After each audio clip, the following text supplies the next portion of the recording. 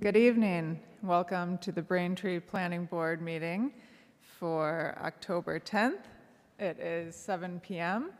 and as we typically do, we'll start with the old new business, but first I want to mention for the record that we have a new member present with us, Dave Strelazzi. Welcome. Member Strelazzi will be joining as a new member available to vote on new public hearings. The continued hearings will continue to have Jen Conley as the voting member for those. And in addition to Dave Strelazzi, we have a full board. So welcome, everyone. Okay, the first order of business, we'll start with the meeting minutes for August 8th. Unless anybody has any questions, we'll be looking for a motion on the minutes. I would move to accept those minutes. Okay, we have a motion from Member Kent to approve the minutes. Do we have a second? Second. Second by Member Grove. All those in favor say aye. Aye. Okay. All right. Next on our old new business section is a request for as-built approval for Dells Way subdivision. And I believe Director Santucci-Razzi, was this your report or Assistant Director Murphy's? Yes, it was, Madam Chair. Give me a second, I can get my act together here. Okay, I don't think the applicant is here just yet. I believe he's doing a Zoom from his vehicle. Eric Diaz, who's here for another matter, was representing Whitman Homes. I talked to him earlier, and he said if I'm not there to just go forward. So 459 West Street, now known as Dells Way, Farm Spring Estates, was a definitive subdivision from 2015. And the subdivision was constructed and the homes were built actually fairly quickly. And then there was some small punch list items that we've been working with Eric Diaz and Rich Whittington from Whitman Homes to get clarified in conjunction with the town engineer. So we finished up all those inspections in early September.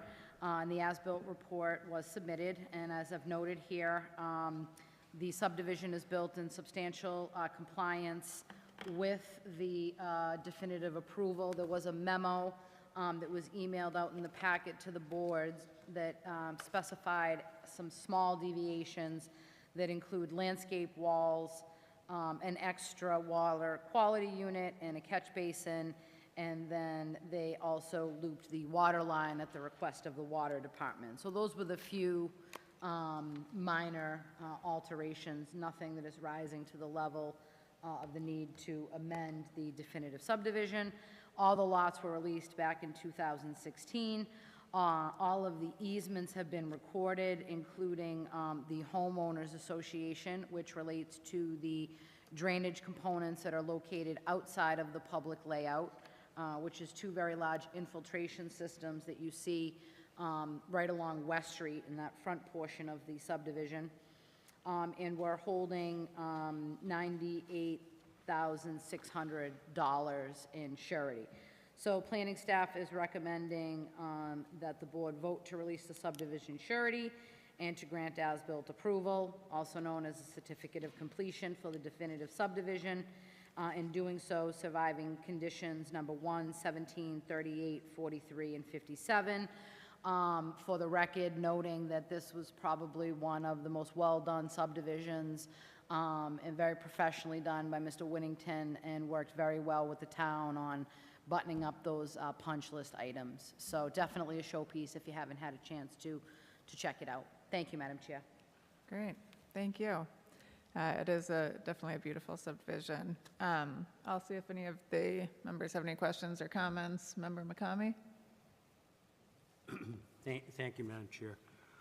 I'll just ask the Director, when this project came up, there were a number of issues related to water runoff and drainage.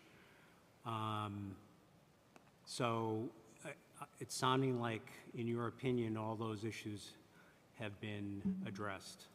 We were concerned, for example, about too much runoff on West Street. Yes, if I may, through the chair to Member McCamey. Interestingly enough, there was definitely some issues during the permitting to the point that they ended up switching their civil engineer, primarily due to the high groundwater table. And what was discovered was there was a perched table, and when they got in there and started doing the excavation and bringing the site down to install the water was just like gone. So the drainage system is bolts and suspenders in this particular case, and it has been operational since, I'd say, the drainage was in when we released the lot, so it's been operational for about 7 years with absolutely no problems whatsoever. Okay, excellent. And then in terms of snow plowing, is this going to be plowed by the town? So the first step is the as-built approval, and then they've also submitted a street acceptance plan that once the planning board grants the as-built approval, they will formally submit that to the council, at which time, if the council will make a recommendation, if the council accept this as a public way, then we would take over the maintenance of the catch basins in the street and the plowing, and then everything that is interior to the lots and in the easements will remain private and maintained by the HOA. Okay, thank you, thank you. Yep. Thank you, Madam Chair. Okay, thank you. Member Kent? No questions? No. Member Grove? No, ma'am, thank you. All right, and Member Storlazzi, you're... No questions? All right. Member Conley? Question for staff, which members are voting on this?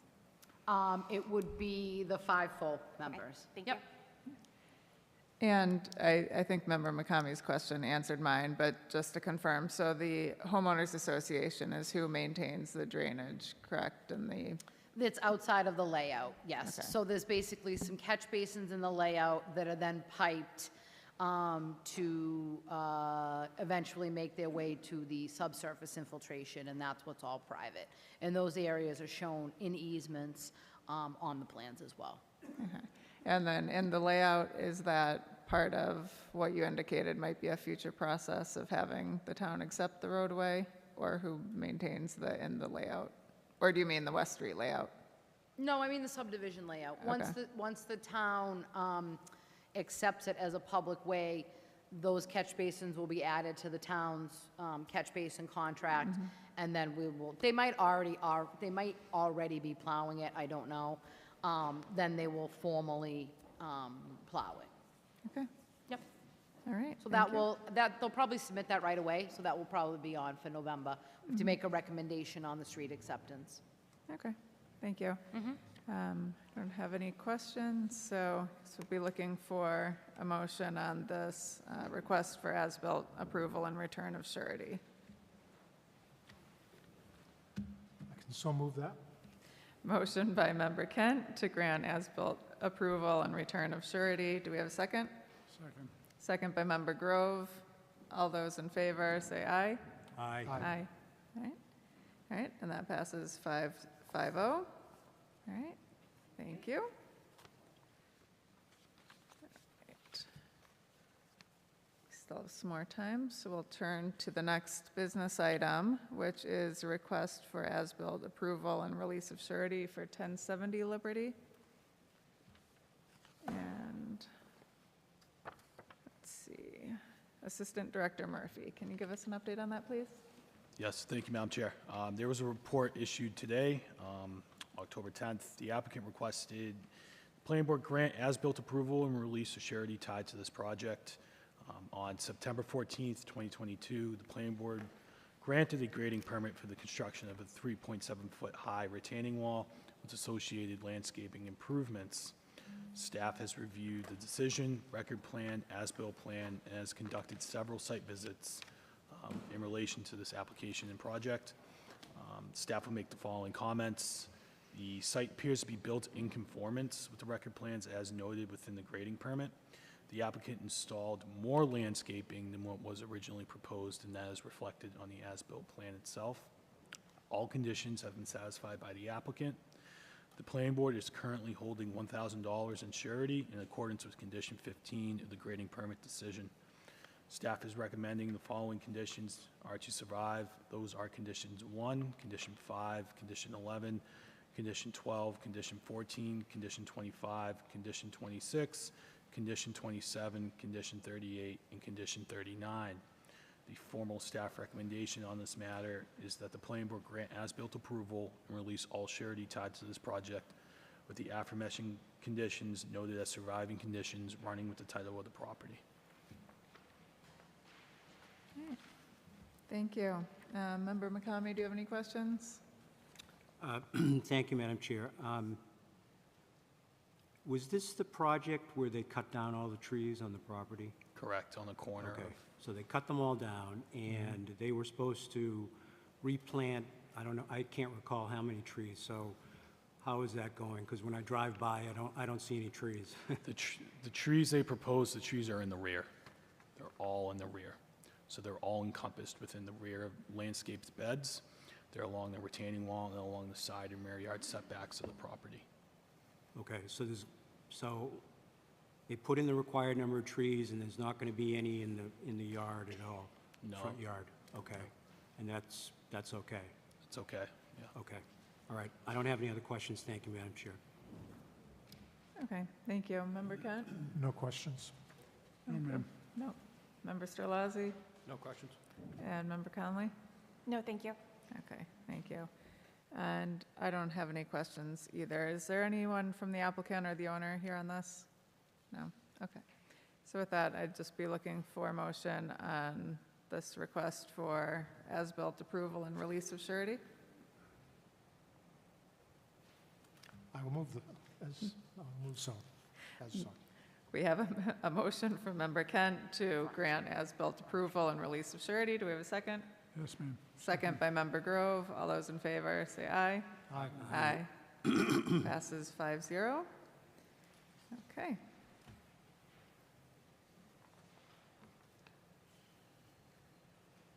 All right, and so we have another minute until we can do the public hearings, but we'll go through some of the other business items now. Director has board member term limits on the agenda. Would you like to give a report on that? I'd love to, Madam Chair. I have spoken with the solicitor. She has provided the opinion that we shared with the board a few months ago, and that's sort of where her information sort of ends on that. The opinion stands on its own, and she is obviously not here this evening. Okay. Thank you for the update. Do we have any questions or comments from the board members? Okay. All right, and the next item on the business is meeting duration and ending time. Director Santucci-Razzi, do you want to? Yes, this was actually to that. requested by Member Conley. I think it was in relation to going back some years, one of our former chairs, Mr. Hanez, we had a rule that no hearings would start after 11 p.m. Former Chair Joyce decided to do away with that, and I think Member Conley just wanted to have some discussion, so we put it on. So I'll leave it to the board to deliberate that, how they may. All right, great. Well, not to put you on the spot, but do you mind if I start with you, Member Conley? It came up in part two because the town council has that option, and reserving it as a right seems like something that might be important for us moving forward. Not necessarily that we elect to use it, but if we're passing midnight, it may be something that we want in our pocket. No, I think that's a good suggestion. And Director, can we have the rule as an optional, whereas it's not necessarily a hard and fast rule, no applications can start after 11, but if we... Honestly, Madam Chair, I think it's your call. You know, if it's 10:59 and the next person up is, you know, it's something that I think works both ways. It does get very late, but also being sensitive to somebody who has a full team here that's paying people by the hour. You know, it gets expensive when you have, you know, a large consultant team. My only suggestion would be is if we are in a meeting and you think that that is going to occur, to maybe announce that a little bit earlier, like it's 10 o'clock now, we've got another half hour ahead, just so that it's not, saving them as much, I guess, money as we possibly can. And I've seen other boards that, they have hard and fast, like this meeting ends at 11 o'clock, no matter what. So I kind of understand what you're saying, because it could be something that takes 2 minutes, or it could be something that takes 2 hours, and, we used to say nobody makes good decisions after midnight. So we could maybe come up with like a little disclaimer on the bottom or something. Connor and I can think of some language. Maybe we can look it around and maybe see maybe if there's some notes like that on other agendas, just as a kind of a beware type of notice. And then again, just as a courtesy, we could maybe think about it as the meetings come, different agendas, different topics, some things, sometimes 5 hearings takes 2 hours, sometimes it takes 2 years. So we're open to, obviously, whatever the board wants to do, but maybe we'll come up with some disclaimer that, the end time of the meeting is at the discretion of the chair based on the cases that evening or something like that.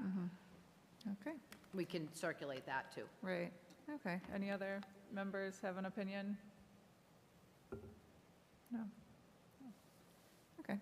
No other comments? I think that would be great if you could explore that. I think that would be a good option just to have as a backup, as Member Conley had suggested. Yep. Great. All right, and master plan update. Looks like the next meeting is October 19th. Director Santucci-Razzi, can you give an update on the master plan? Yeah, we're in the home stretch. Home stretch drafts on the website for comment.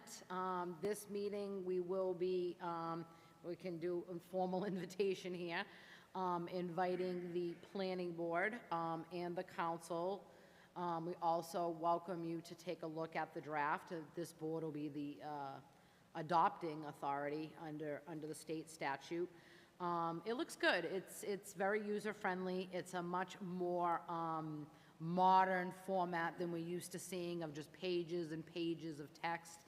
There's a lot of graphics. We're working on the pictures. We struggled a little bit with getting some good pictures, so we're spending some time doing that. But the meat of it is pretty much done. So we were going to invite, like I said, the planning board and the town council next Thursday night here at 7 o'clock, just as an opportunity to kind of get a look at things in advance. Obviously, an opportunity to provide any comment, and also an opportunity to just participate in general. If you don't think you can make it and you have some comments, you can always email them to us, and Connor and I can share those with the group in advance of the meeting. And then obviously more than welcome to attend that evening if you'd like. Great. Yeah, Thank and you. then we'll have it to the planning board in December. Yes, December. Yep. Okay. All right, and for those here or watching at home, the website for the master plan and where to take a look at that document is on the agenda.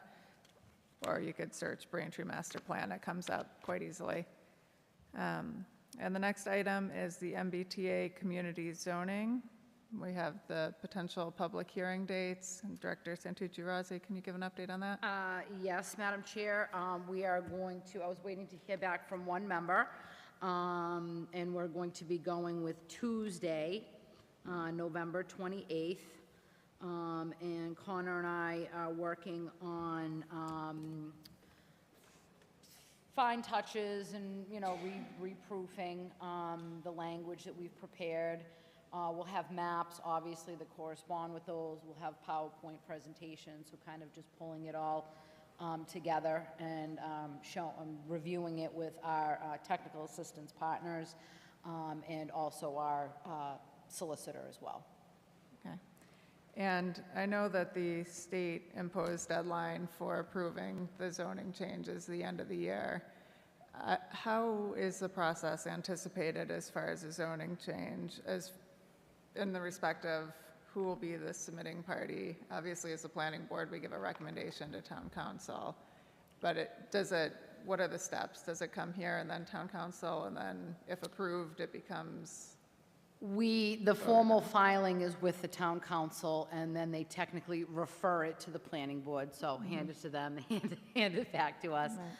We hold a public hearing, we are required to make a recommendation, and then that gets forwarded to the council, which then is also required to vet it through the Ordinance and Rules Committee, subcommittee of the council, and then also the full council. In this particular matter, under the changes to the statute, even though it is a zoning amendment, is just a simple majority with the council due to the housing choice laws that change some of those voting requirements for zoning amendments and special permits related to multifamily housing.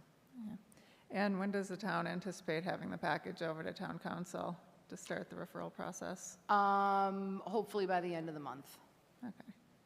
And I suppose my concern is what happens if there's any questions that require a continuance as far as getting it voted on? We've built that in, and we're gonna do the best that we can, depending on timing.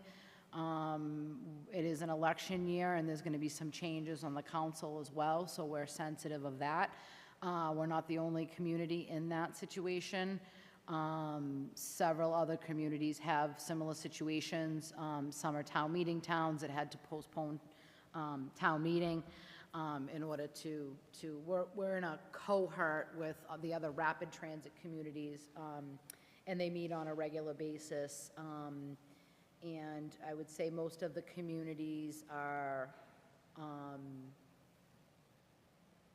going at sort of the pace that we're at. And no one has gotten anything approved. In fact, a lot of the communities were very concerned about the timeline and were questioning if the state was going to be granting extensions. That has come up several times. We haven't heard anything about extensions, but we will do our best to move it through the process, and when it's ready, it's ready. We've built in that, that it might be continued to December with the planning board, to the regular December meeting, based on the questions and comments. Okay. As soon as we put the final touches on that and it's public, we'll circulate it to the board as well. Okay, thank you. So that'll be Tuesday, November 28th at Yes. 7 PM? Yes. Okay. Yep, All right. in this room here. All right, and then did any other members have any questions on, actually either that or the master plan, since I forgot to ask about that? No. Okay.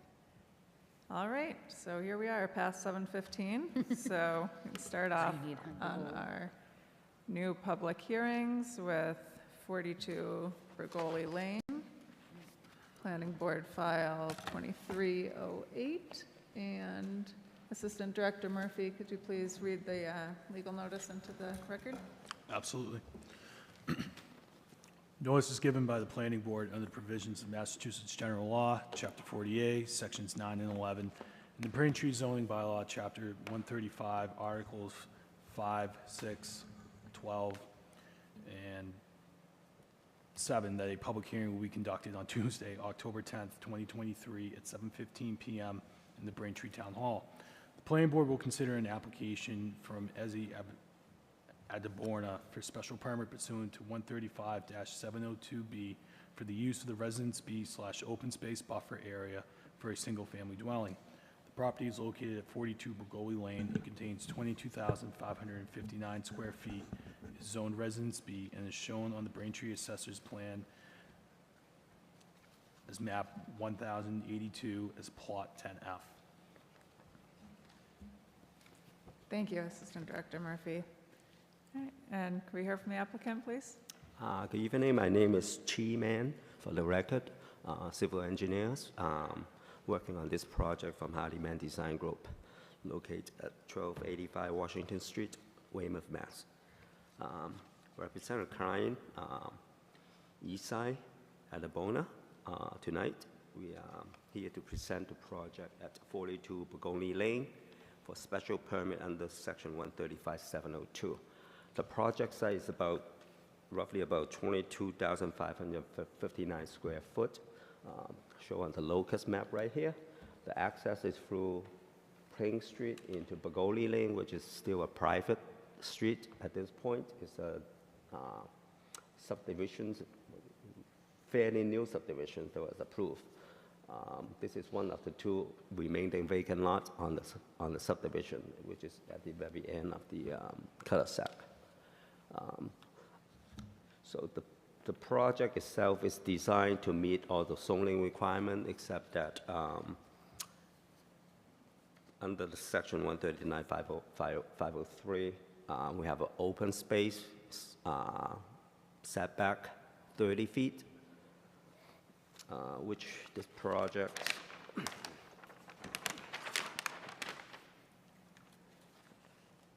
let's go to the page.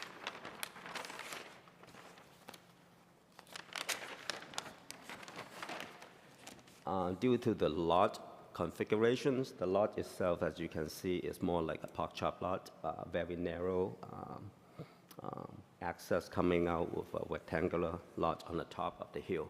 The topography between the street and the level area on the lot where the building is going is about 16 feet, steep slope coming up, and abutting the lot on the east side is the town composting facility, which consider open space at this case. That's why we need the 30-foot setback. And also on the rear is about the town cemetery, and that's also considered open space.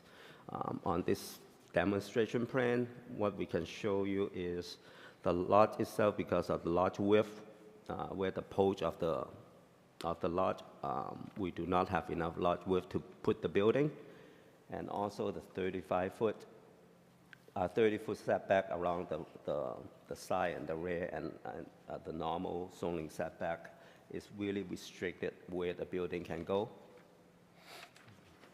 So the remaining buildable area, consider the lot itself is more than 22,000 square foot. The remaining buildable area on this lot is only just a little more than 8,000 square foot.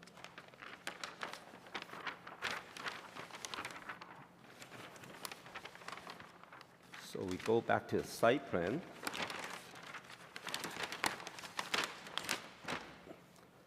So this is how the site is laid out. We have a driveway coming up to the building site, where this is where the building, the proposed building situate. The garage, drive-in garage facing the driveway, and what we are requesting is the reduction of the open space setback. Right now, we have a setback of 23 feet, so we're asking for 7-foot waiver, per se, from the 30-foot setback. Besides of the lot shape, we also have very strict deed restriction on this site. I believe the deed restriction is certain size of the building. The living area of the building that go on this subdivision has to be more than 3,000 square foot, deducting any basement or crawl space or parking. So it's living area. So we restrict the building has to be in certain size, and also it has to have 2-car attached garage. That's under the deed restriction. That was created part of the subdivision. They try to make this neighborhood, compatible with all the neighboring residents.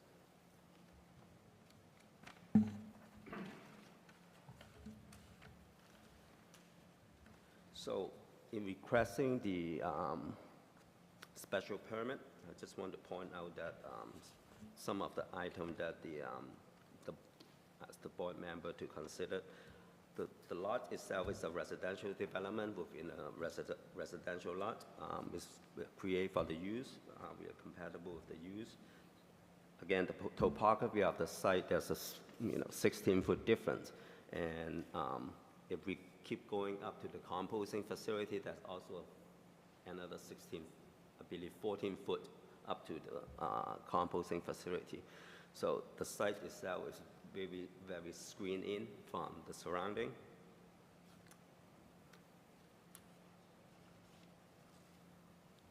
And again, the use is appropriate for the lot itself.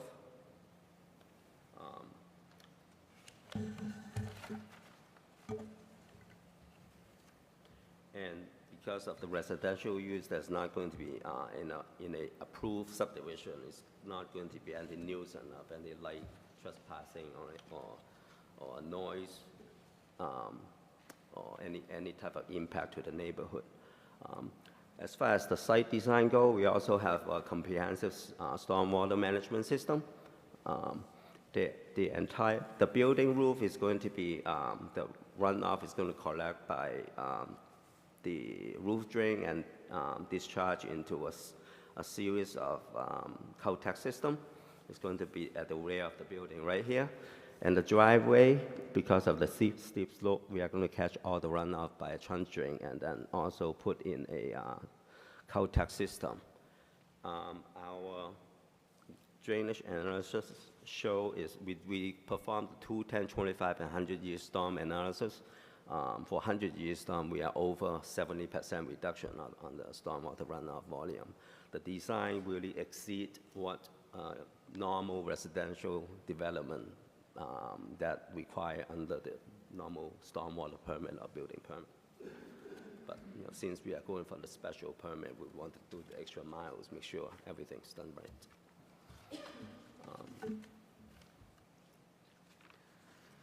So with applications, what we have done is also done a landscaping plan.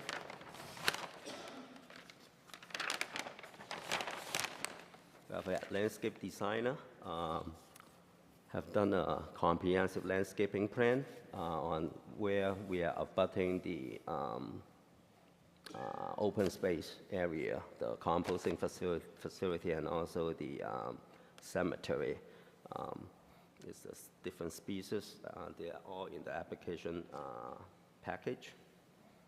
And just have to bring that up that the owner have a very tight construction timeline.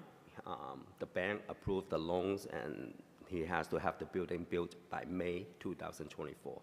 It's very aggressive schedule, so we are pushing this forward very quickly. We talked to the building inspector, upon the board approval. He's willing to issue the building permit as risk for the owner.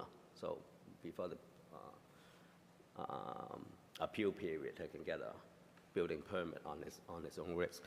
And that's why he gone in and do some site clearing. He did cut down a bunch of trees without knowing all the local bylaw. So he did have a comprehensive planting plans.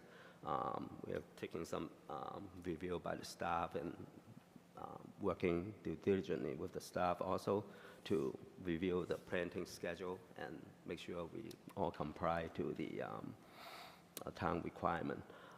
With all the planting here, I count all the trees that was cut down between the 30-foot open space setback. There's about 19 trees. So here with the planting schedule, I think we have 20 trees plus all the strawberry and planting and flowery shrub. And the rest of the lot, to build these subdivisions, the driveway and the building site area, that's going to be unavoidable that we have to cut down some trees to make this building works. And also, I've prepared this exhibit. It just give you some perspective how the site is all screened in. This is the aerial photo of the site. So the photo, you can see number one here is if you're standing right here at the entrance of the composting site, you can see how thick the vegetation is, and you don't even see, beyond the composting facility into the development lot. And number two, which is down here by the composting piles, and you can see, very tall trees, vegetations that you can really see the proposed development as well. Number three is at the top of the hill, just beyond our properties, in the top of the composting piles. And again, very thick vegetations. You never notice there's a building being there. And number four, which is standing right here, The view is all screened in. You can see the building that next door neither. So it's a nature setting that the project is not going to be any nuisance to the public space, and especially the use of it is not the parkland or anything. It's a composting facility and the cemetery, which he doesn't mind. Ed, are those photos current? Were those taken after the cuttings on the property? Yes. Okay. So with that, I'll open to any questions. All right, Assistant Director Murphy. Staff prepared a report dated October 2nd that was provided to you prior to this meeting. Staff has made some minor comments in relation to the application submitted. The applicant is seeking a special permit, which does require a site plan review as well. I would like to kindly note that grading is encompassed under the site plan review, hence the reason as to why there's no request for a grading permit, which is typical to a single-family development before this board. Staff has made some minor comments in relation to the site plan review analysis. There are some minor things that the applicant has to submit, such as lighting, things of that nature. The staff report speaks more to the vegetation that was removed prior to the submission of this application. As I'm sure you're aware, we recently amended 135-702B with the passing of Town Council Order 23-051. The staff has asked the applicant to quantify the amount of trees that have been removed prior to the filing of this application, in addition to comparing that to the landscaping that's proposed that was filed with the application, and submitting that to staff to then review. Given that is the one major missing item as part of this application, staff is recommending that we allow for testimony from the public and the board, in addition to any other parties, and then if the board is comfortable, to begin draft findings and conditions for the following meeting. Thank you. And admittedly, I didn't pull it to look at it again, but I didn't think that the tree ordinance applied to the single-family homes, It doesn't? Okay. even if there was a site plan approval component. No, it doesn't. It doesn't. And have you had a chance to take a look at the staff report, and did you have any questions or comments on it? No, basically, I think the main concern is the cutting of the trees the staff has. And that's why we hire a landscape architect to do a landscape plan to revegetate the buffer zone. And then, I did count all the trees within the 30-foot buffer area. There's 19 trees, and we have 20 trees on the plus all type of shrubbery. There's also some of them are very habitat friendly, like the high bush blueberries and something like that. So I think it's a very well-prepared landscape plan. Okay, thank you. See if any of the other members have questions or comments. Member McCamey? Thank you, Madam Chair. The other homes in this area, did they have to get a special permit to build their home? I'm not sure. I mean, on this case, because of the lot shape is restricted, and also the open space setback, that's really pushed us to ask for the special permit. Okay. I don't know if the director knows at all, but just curious. They did not. We were not involved in some of the earlier homes, and it's interesting because of the orientation of the lots. The other lots, that's the rear setback, which is 30 feet anyways. This particular lot got clipped on the side, which took a 10-foot setback and bumped it up to a 30-foot setback. But those were, the last house was built more recently, but the other ones were very, the subdivision goes back to 2022. It's very, very old. Okay. You can see the rest of the lot on the subdivision, they are more, Yeah. More large width to begin with, so they can put the building out front, just beyond the front setback, and get all the side yard and rear yard setback. But in this particular case, I would say this lot we consider a side yard setback, but now we have a 30-foot setback from the open space Right, setback. okay. And of course, the elevation change is significant. Yes, So if I looked at it correctly, it's going up. going up. Going up, okay. So if you build the house, is the, when you walk in, is that going to be the first floor and then you have a basement? Or Yes. what's? It's basically a down? drive-in garage, and then Okay. the first floor just a couple feet higher, and then basement level. Okay. It's a little unusual to go up rather than down, but, Yeah, so, Okay. I mean, right around the building itself is pretty level, the grading. right. And we, on the buffer area, we try to minimize any grading, just enough to make the building work. Okay. And I noticed it says that it's deed restricted, you have to have so much 3,200 square footage, you have to have 2-car garage, so I'm just curious, I'd ask the staff, in terms of deed restrictions like they have, how does that conflict with any variances they may ask us for? So for example, if they have a 30-foot setback, and I didn't hear you, I don't know how much you're asking for, how do you reconcile the two of those different things? It's the builder's covenant, yeah, I mean,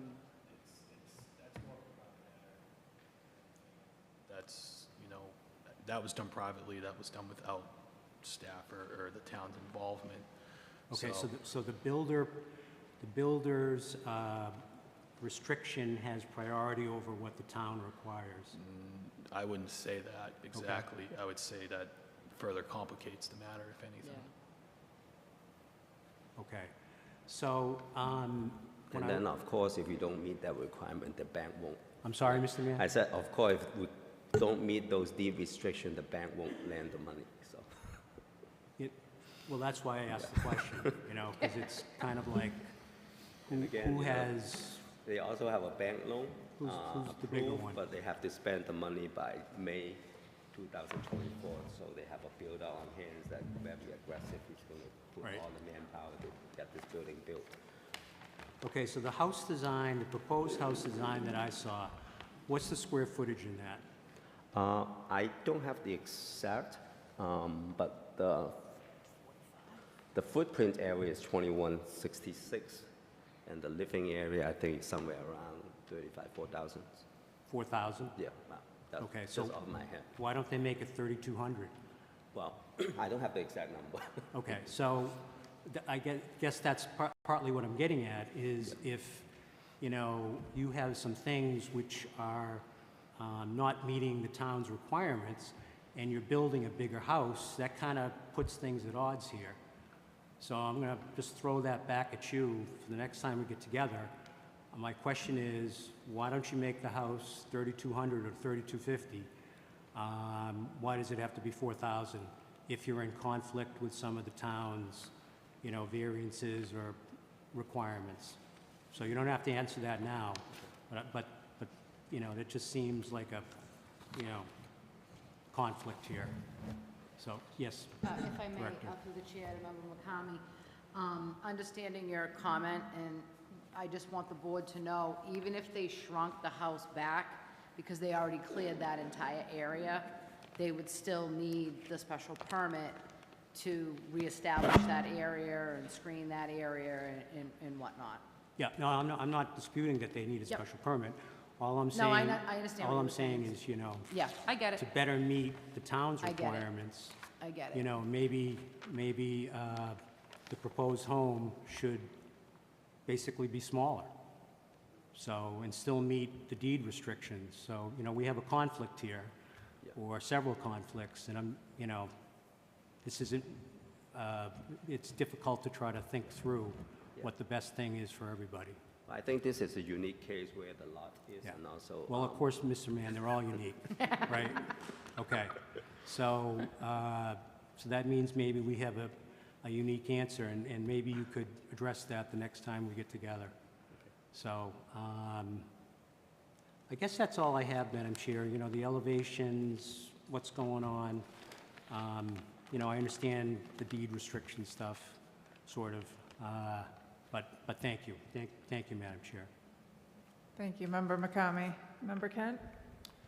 Just one question. It seemed that the house is placed pretty close to the abutter's lot, and does the abutter have an opportunity to weigh in on that? This No, lot- that one's vacant, but the other one. On But the there's other an one? existing house. Well, we meet all the zoning setback. So, Okay, it Yeah. follows the setback requirement. yeah, So- we also try to keep the house more upfront rather than going back. Okay, thank you. Thank you. Member Grove? No, ma'am. Member Strelazzi? You keep mentioning that you have until May of 2024. What Can you happens if you Pull your start? microphone a little closer, sorry. just for BCAM. Yep. What happens if you start this project and you Well, can't complete it? I was told that the bank is not going to fund any more money after May 2024, so they have to build and pay those money out so the bank can release the money. That's how I understand it. So they have a very aggressive schedule. You know, they have a contract on hand. It's going to put all the manpower to get the building built. So we're trying to push through the permitting process as fast as we can. Thank you. Member Conley? The only note I would have is that clear cutting the property before coming to this part of the process is disappointing. Thank you. Yes, I would agree, particularly where it is the open space area. You know, we talk about this a lot with the grading permits and so forth, and I think it goes back to a lot of people don't necessarily understand where their properties are located, but it is disappointing that we're looking at it after the fact. But here we are. I mean, I agree with Member McCamey that the deed restriction that was put in when they bought their property isn't a particularly compelling reason. But taking a look at some of the other factors that we look at when whether to grant exceptions, the topography, the fact that it is the side and the rear getting sort of changed around with the shape of this property, and then the fact that the leaf composting station is the property next to it, I don't necessarily see an issue in this particular circumstance, but it is, of course, something that we'd rather see beforehand with respect to the clearing. And it does look like they've taken a good approach with having a landscaping plan. And so we would like to see the additional information that, or at least I would like to see the additional information that Assistant Director Murphy has requested, and to give an opportunity for draft conditions at the next meeting. This is a public hearing. If there's anybody from the public who has any comments or questions on this, 42 Bergoli Lane. Seeing none, okay. Assistant Director Murphy, do you have anything else to add at this time? The only thing I would add is that there were comments made by the DPW, and I would ask that the applicant address those comments in their latest revision. Yes, we received those comments. It really is just the details of changing the water main, water supply line size and the sewer connection details. And they just comment that we need to file a stormwater permit, that, you know, we are prepared to do so. Awesome. Thank you. And so with that, the staff had recommended a continuance to November 14th. And is that acceptable to the applicant? Yes. Okay. So with that, I'd be looking for a motion to continue to the hearing on November 14th. So move. Second. All right, motion by Member Kent, second by Member Grove. All those in favor? Aye. Aye. Okay, thank you very much. Okay. All right, next on our agenda is 1-3 Commercial Street. And I think, all right. Is that, yes, that would be great, thanks. I was just trying to find the memo. Notice is given by the Planning Board under the provisions of Massachusetts General Law, Chapter 40A, Sections 9 and 11, and the Braintree zoning bylaw, Chapter 135, Articles 5, 6, and 8, that a public hearing will be conducted on Tuesday, October 10th, 2023, at 7:15 PM in the Braintree Town Hall. The planning board will consider an application for special permit for a parking reduction, Section 615-12, from Louis Santana. The proposed 48-seat restaurant will not meet the parking requirement in Section 615-10. The property is located at 1 to 3 Commercial Street, contains 1,742 square feet, is zoned Braintree Weymouth Landing District, and is shown on the Braintree Assessor's Plan 3006 as Plot 7. Okay. Thank you. And hear from the applicant? Good evening, members of the board. Good evening. Could you just pull the microphone a little closer so BCAM can pick it up, please? My name is, that's too loud. My name is Luis Santana. I am a consulting engineer, and I am here on behalf of the owner, Angelica Papadopoulos, and the tenant, Mr. Edgar Enriquez. This proposal is basically a change of use from an existing office space and a barber shop to a small restaurant, 48 seats. The building area is just slightly over 1,600 square feet, and this will be a breakfast restaurant with limited hours of operation, between 8 a.m. and 3 p.m., 7 days a week.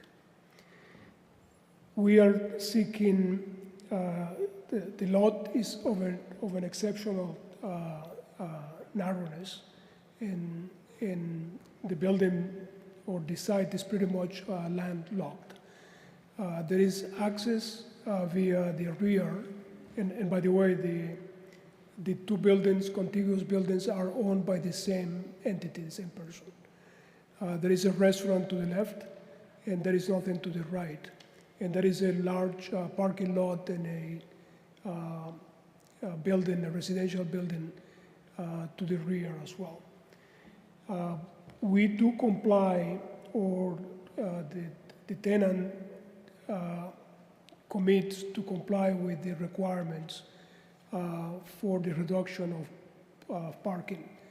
Basically, it's an existing non-conforming situation. We have the existing uses required 3 parking spaces, and by providing 48 seats at a ratio of 6 seats per space, we need an increase of 5 additional spaces. So that triggers a reduction of parking spaces and a permit from the board. Now, the owner wants to commit, or the tenant wants to commit, to providing incentives to the employees in terms of, as stated on the, excuse me, on the decision, at least 25% incentives of the cost of transportation, public transportation to the site. We also want to commit to providing a bike rack for at least 4 bicycles in the rear of the property. Again, the rear yard is almost of a triangular shape. There is the access is extremely limited, but from the information submitted to the board, I could determine that it's possible that an easement or some sort of access has been granted through the parking lot to these 2 properties, because the driveway does extend all the way to the rear of the two restaurants. Now,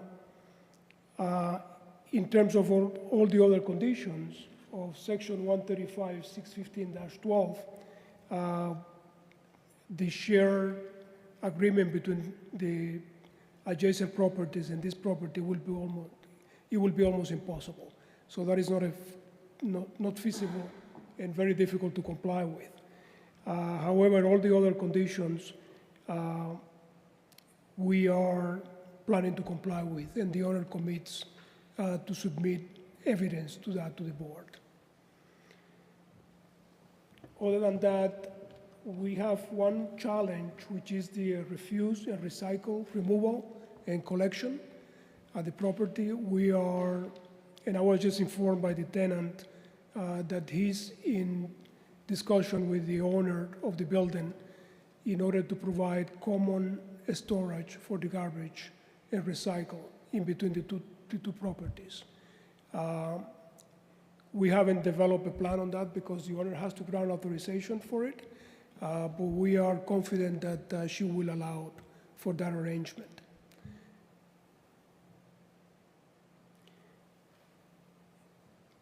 If you have any questions, I would be happy to answer at this point. Thank you. All right. And Director Santucci-Razzi, can you give us a summary of your staff report, please? Yes, through the chair. So Mr. Santana did a very good job at kind of explaining this. I've been working with him on this application. The proprietor was advised a while ago, and luckily they have Mr. Santana now that's helping them through this process. So in the landing, the exceptions for parking are by special permit instead of variance.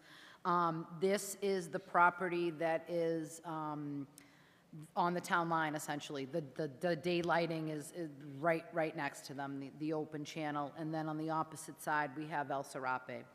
El Serape property and this property are both owned by the same entity, Mrs. Papadopoulos.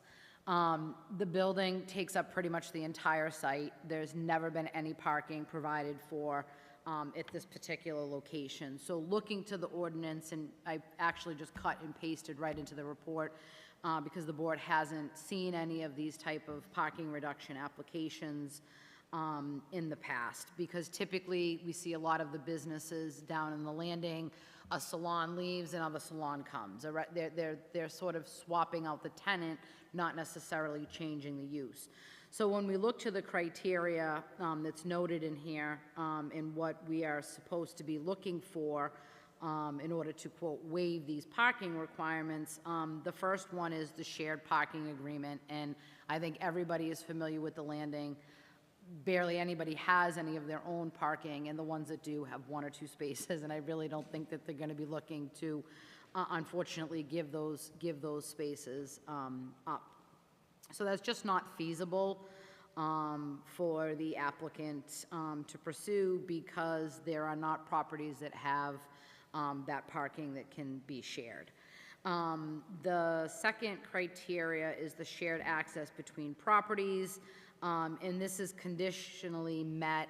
If you go behind the buildings, you're essentially in the municipal parking lot, and then there's kind of an alleyway that takes you to the back of El Serape, and you go into their patio, and then the rear yard, which is very, very small for the proposed restaurant location, is essentially right there next to the fence. And the El Serape property actually comes and extends all the way behind this particular property. Luckily, they're the same owners. So you got to walk over one to get to the other, and vice versa to leave. They do have their own separate front entrance. Criteria 3, and this is the one that Mr. Santana just spoke about, was the co-locations for refuge facilities of multiple businesses. So we kind of went back and forth. We'll put it here, we'll put it there, but then when you go out and actually look, it's very constrained. I think with cooperation with the property owner, they could likely have some totes back there. They would probably need to be picked up every day. That's not the worst thing when you have a restaurant. But in my discussions with Mr. Santana, I had agreed to speak this evening on, we can put a condition in that requires them to provide for trash and recycling removal, whether it's on their own property in totes or in a shared dumpster, and that requirement is on them. If they can't figure something out, then they don't open the restaurant. You need to be able to have trash removal. So I think that's something that we can condition, and hopefully they just come up with a shared agreement. I actually think the Serape dumpster is in the municipal parking lot. And in fact, I'm almost positive it is. Whether or not they have an agreement or an arrangement with them, I don't know, but there is a very large dumpster sort of corral area, and then sort of a separate one outside of that, and I'm guessing it is the one for the El Serape. The criteria then moves into incentives. So what we've suggested, it's a very accessible location by public transportation for the owner to subsidize those costs by 25%. We're also looking for a few bicycles, very popular for restaurant employees to bike to work. They're going to be going in early. They're going to be leaving in midday, commuting off-peak hours, might actually work if you're on a bike in this area. So some type of accommodations for the employees. If they can't fit something outside, even something in the back, a hook on the wall or something like that, so that they can bring their bike inside. Number 6 criteria is providing parking accommodations for small motorized, non-vehicle modes of transportation, such as motorcycles, scooters, mopeds. Again, there is no room for that in the back. And then any alternatives, which is number 7. And we look to the owner to either carpool or encourage carpooling if employees are going to be driving to work. I think him and his spouse are going to be operating, so hopefully they come in the same vehicle, or they take public transportation as well. One thing I did talk to Mr. Santana about was the signs and the changes to the front of the building. Those are gonna, they were not ready to submit them when they filed this, because I was gonna roll that into this application. They're going to have to come in and meet with Connor and I for administrative site plan review for those. And in my discussions today, the front's tired. The front needs some attention. There's different doors, the brick, the siding on the top that's falling off. So we'll be looking to have those improvements. That's also to be reviewed as part of the administrative site plan review in the landing zoning. Looking at that in the sign at a later date is part of the administrative site plan review. Minor comments from the engineering department about the grease trap. I suggest that the applicant reach out to them immediately in regards to that. Put together some findings out of 503. Some apply, some don't apply, simply because we're looking at parking reduction and not a use. I will, if the board is comfortable with the condition for the trash, I will craft a finding for number 5 that is highlighted. And then one of the other things I wanted to talk to the board about was, I forgot the condition on the bike rack, so I will add that into the parking and loading section. And then I wanted to suggest to the board that they incorporate some type of planters on the building facade. They have ones that hook right into the wall, just to kind of soften that area a little bit. I've highlighted that. I don't know how the board feels about that. And then 21 is highlighted. If the board is comfortable, I will draft that, that they need to provide on-site in totes or shared trash removal with the abutting property. And that's about it. All right, thank you very much. And did you have a chance to review the staff report, and do you have any questions or comments on it? Yes, I did, and no, I don't have any questions. But I just want to add that we will come back for the administrative review of the facade and the signage, as requested by Mr. Santucci. And we definitely, I'm sure that the owner will not have any problems with the share agreement for the refuse and recycling removal, since the lease has been in place already for a few months, and the tenant is paying rent.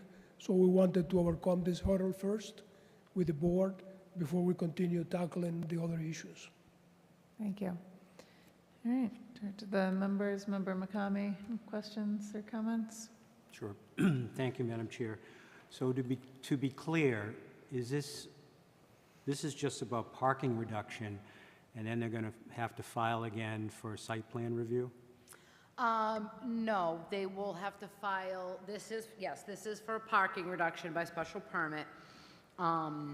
And they'll have to file administrative site plan review. It won't come back to the board for the signage and for the exterior facade. Okay. Obviously, this is a challenging site, you know, converting an office and a barber shop into a restaurant, and they have no design plans or anything. I'm just curious how 48 seats are going to go in there. There is a floor plan. Oh, there is? Yep, Okay. there is a floor plan maybe I that didn't was get it. in the, there was a hard packet that was delivered last week. Okay, I must have missed it. And, yeah, they can definitely fit the seats in there. Okay, Yeah, yep. Okay. And Russ Forsberg has reviewed that. I believe some preliminary building permits were already issued for some of the tenant work inside. okay.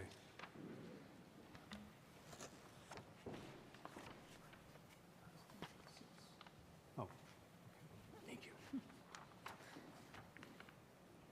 Okay. Interesting shaped building. That's like the shape Well, of the property. that's why I Yeah, was yep. asking, you know. Okay, and do the new owners, do they have experience, a restaurant experience? I believe this is his first business as a restaurant owner. This is their first business? Yes. Okay. I mean, the landing could certainly use it, just given all the challenges, you know, first-time owner, that's even more of a challenge. But that's, of course, that's not up to me. But, you know, we wish everybody well. Trash, okay, and there's no plan for outdoor seating or anything like that? No, I've actually conditioned, if they do want to do outdoor seating, they're going to need a license from the town because it will be in the public way. That's conditioned in here that it is not approved and that they would need to, outdoor seating is administrative site plan review. Right. And then they would need licensing board, ADA. Did I notice a few outdoor seats for El Serape in the back? I haven't been in the back lately. Yeah, yeah. They have some, This okay. particular business, though, is capped, because of the parking reduction, they're Yep. capped at 48 seats. So if they want to do outdoor dining, it's tables that are inside that would need to, they can't add to the 48 because of the parking relief. Got it, okay. And it's restricted to, the hours were Monday through Saturday, 5:30 to 2, and then one of the days was like 6 to 3 or something. So I just did 5:30 to 3, Monday through Sunday, just in case Sunday gets business, but essentially, like, once the dinner places and stuff start to kick up, they'll be out of there and closed. So it's actually a decent use to take advantage of different businesses' peak hours. Right. Yeah. Okay, and they can't change that? They'd have to come back. Those are, They'd those have are to come back. conditions. Gotcha. Yep. Okay, all right. I don't think I have anything more, Madam Chair, thank you. Great, thank you. Member Kent? Is this a breakfast, a lunch place, or a dinner place, or what's the style of the restaurant? Breakfast. Breakfast primarily, okay. Thank you. Member Grove? Yes, Madam Chair. Have you talked to any of the budding businesses to see if they have open space that you could take advantage of? I'm sorry, can you repeat your question? Parking in the other facilities, Yes. not necessarily right there at the landing, you know, I'm thinking like the church or something. Have you pursued any of this? We have not. Okay. Thank you. Thank you. Member Storlazzi? No questions? Thank you. Member Conley? I think that the exterior improvements are certainly welcome, and it really completes the block with the planters that the director had mentioned, and it's a great addition in terms of offerings in the landing. I did have a question in terms of the hours of operation.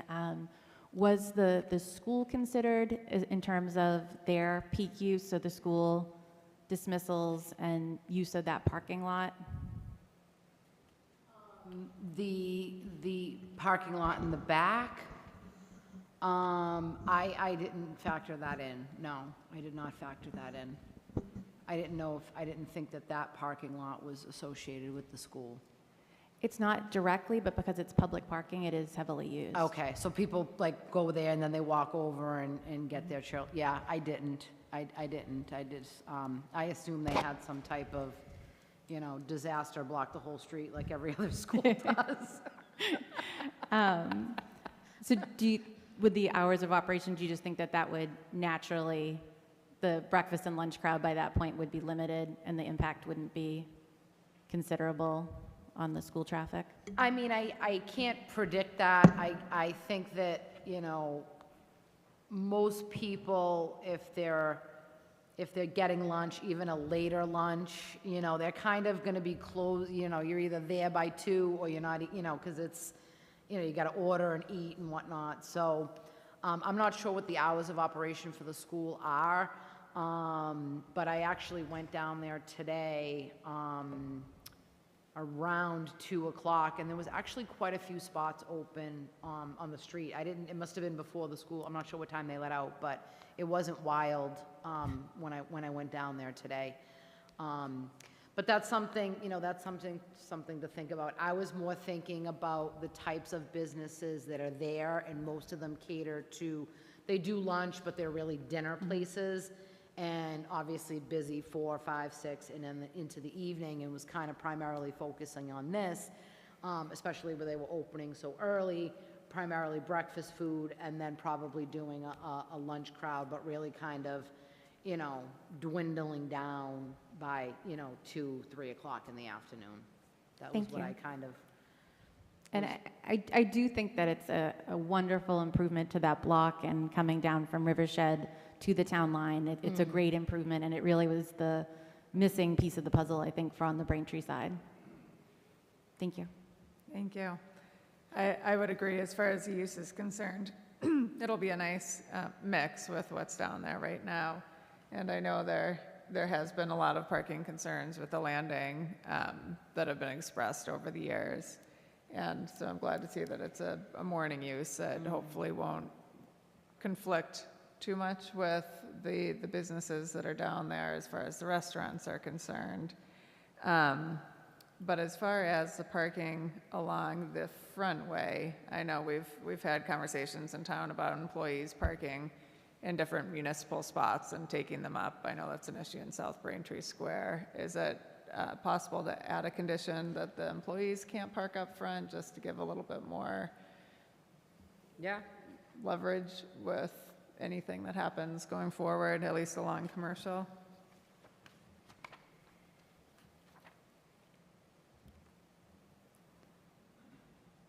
And then my other question would be, as far as the shared access is concerned with the common owner, if one of the properties gets conveyed out, having a condition that there be a permanent easement, a permanent license or easement that goes along with the special permit to make sure that that relationship is maintained. And this is a public hearing, and so if anybody's here with comments or questions on 1-3 Commercial Street? No? Okay. So with that, do we have any other questions or comments? No? All right, so just to wrap up some of the conversation. So Director Santucci-Razzi has prepared a staff report with a couple open items that we discussed that she'll fill in afterward if we so vote, as far as landscaping and the frontage, the fascia improvements and so forth, and then conditions related to transfer requirements and no employee parking up front anyway. If there's no other comments or questions, I guess I'd be looking for a motion on the application for special permit with parking reduction with conditions in the staff report and discussed at the hearing.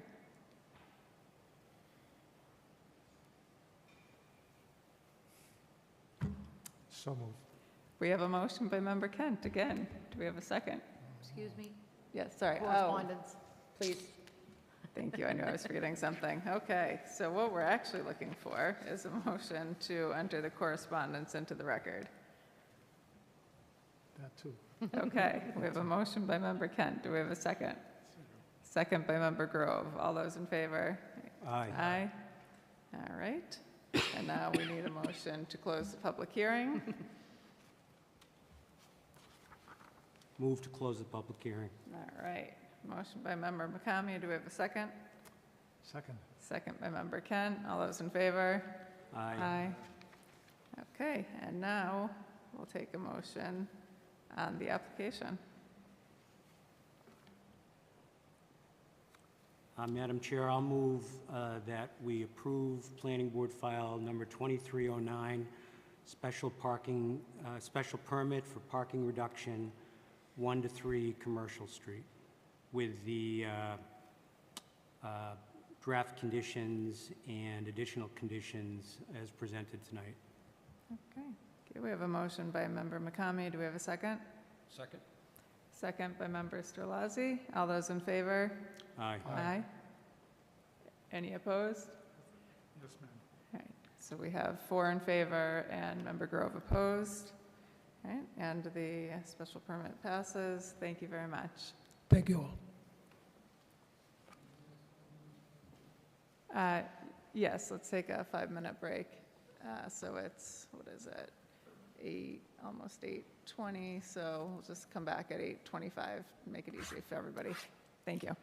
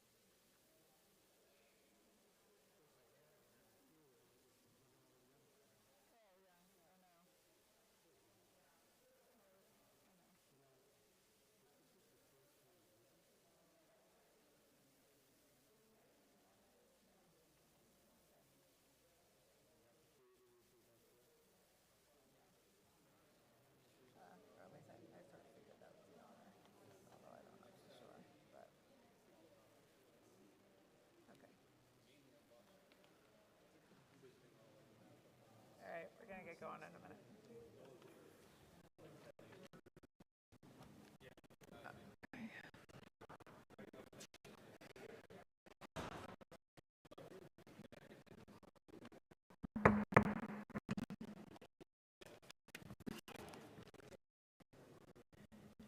All right, welcome back, everyone.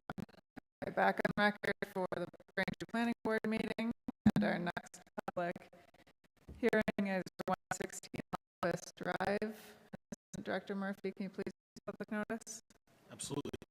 Notice is given by the planning board under the provisions of Massachusetts General Law, Chapter 48, Sections 9 and 11, the Braintree zoning bylaw, Chapter 135, Articles 1, 5, 6, 7, 8, 11, and 14, that a public hearing will be conducted on Tuesday, October 10th, 2023 at 7:15 p.m. in Braintree Town Hall. The planning board will consider an application for special permits, use, factory outlet store, and watershed, and site plan review filed by Atlantic Oliver, 116 Lundquist Drive, LLC. The applicant's project involves reconstruction of a parking and storage area and a use special permit for factory outlet store. The project also involves improvements to the site's landscaping, lighting, utilities, stormwater management system, and parking. The property is located at 116 Lundquist Drive. It is zoned commercial within the Watershed Protection Overlay District, shown on the Braintree Assessor's Map 1032 as Plot 5B with land area of 4.54 acres. Okay, thank you. We'll hear from the applicant. Good evening, Chairperson Croham, members of the board, Frank Marinelli, and I'm pleased to appear this evening on behalf of Oliver Street Capital. And Oliver Street Capital is the owner of 116 Lundquist Drive, a commercial property in what was formerly the industrial zone. With me is the managing director of Oliver Street Capital, John Adair, and also here is our project engineer, Nick Fasandola from Level Design Group, who prepared the plans that are before you. Just a little bit on Oliver Street Capital. They are a real estate firm focusing on the industrial sector, acquiring, financing, and managing high-quality industrial real estate assets on the East Coast. They have more than 5 million square feet of assets that they've acquired. The company acquired 116 Lundquist Drive in 2021, and tonight's application seeks to invest and improve the property. The property is about 4.54 acres, as you can see over here on the site plan, and it's located in a 1960s industrial park in the commercial zoning district with a watershed overlay.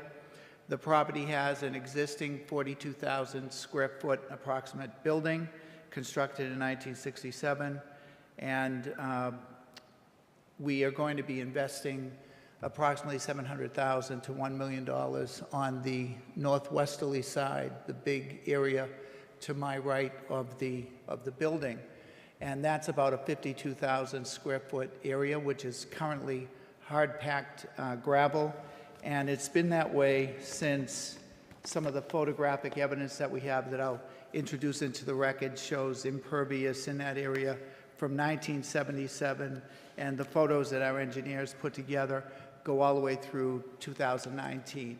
So there's photographic evidence of the same condition of hard-packed gravel from 1997, 1995, 2001, 2005, 2008, 2011, 2013, 2019, and 2021. So after all of those years, the proposal here is to pave about 42,000 square feet of that area and also commit some of the area to open space.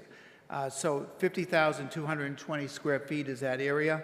Approximately 45,344 square feet will be graded, paved, and improved to provide not only for stormwater improvement.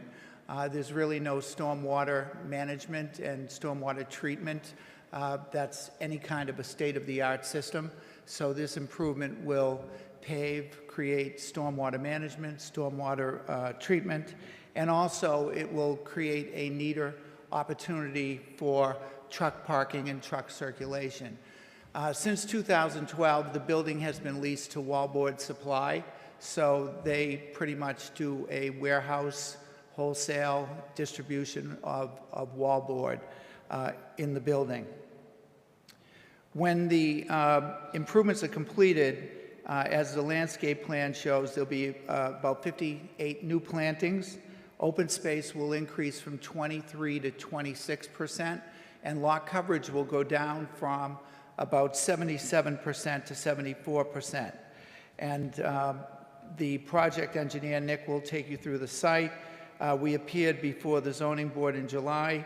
The zoning board approved the increase from 23 to 26% on the open space, and they approved the decrease of lot coverage from 77% to 74%. So that is essentially another improvement in addition to the state-of-the-art stormwater system, which complies with best management practices. And Nick Fasendola, the engineer, put together an exhibit that we used with the zoning board. Since 1982, in the watershed overlay, the requirement of open space is now 40%. Even though we're at 26%, it's been long-standing, pre-existing, but we improved it from 23% to 26% open space. Under the ordinances, it would now be 40%, and maximum lot coverage would be 60%. But we are, with the 74% lot coverage that we have reduced the site to, we are better than 13 out of the 17 neighboring properties. So this is a composite of the entire industrial area, and you'll see 13 out of the 17 are greater than 74% lot coverage, which is what we've achieved with our improvements. So that is the first special permit. The first special permit will be to perform the stormwater improvement work in the area to the right of the building, which is the northwesterly section of the property. The second special permit is similar to what you approved on 45 Johnson Lane, where you have a small retail component of the factory outlet store. The wallboard supply use has about 4,000 square feet exactly. Nick has it on the site plan, but it is less than 11% of the building. So the building being over 42,000 square feet, we have 11% of that, just over 4,000 square feet, is a retail area on the second floor of the building. I was up there today to look at it. It's very benign. You can buy some tape to put up wallboard. You can buy a tool to use for plastering, home plastering, etc. So that's the second special permit, which would be for a factory outlet store, as I said, similar to 45 Johnson Lane. So with that, I'll turn it over to Nick, and he'll just explain the stormwater improvements and the site. Thank you. And then we're happy to answer any questions.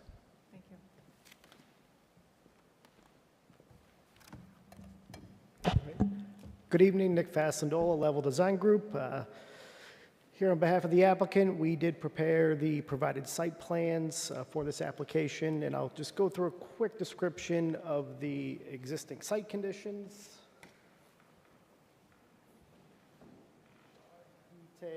Which are detailed on sheet C-2.0. As you can see here, as building on what Mr. Miranelli stated earlier, the parcel is approximately 4.5 acres. We have 3 separate driveway access points off of Lundquist Drive. We have one that is located to the east side of the building that provides access to some overhead doors and loading areas along the east side. We have a second driveway in the northeast corner, which provides access to the main employee and customer parking areas. And then we have a third access, which is located on the northwesterly side of the property. It's a gated access that provides direct access to the rear gravel storage area. So the gravel storage area is located to the west of the existing building. There's a portion of that area which is currently paved, and there's a portion which is currently gravel. Based on the numbers that Frank provided earlier, it's about 50,000 square feet of gravel area.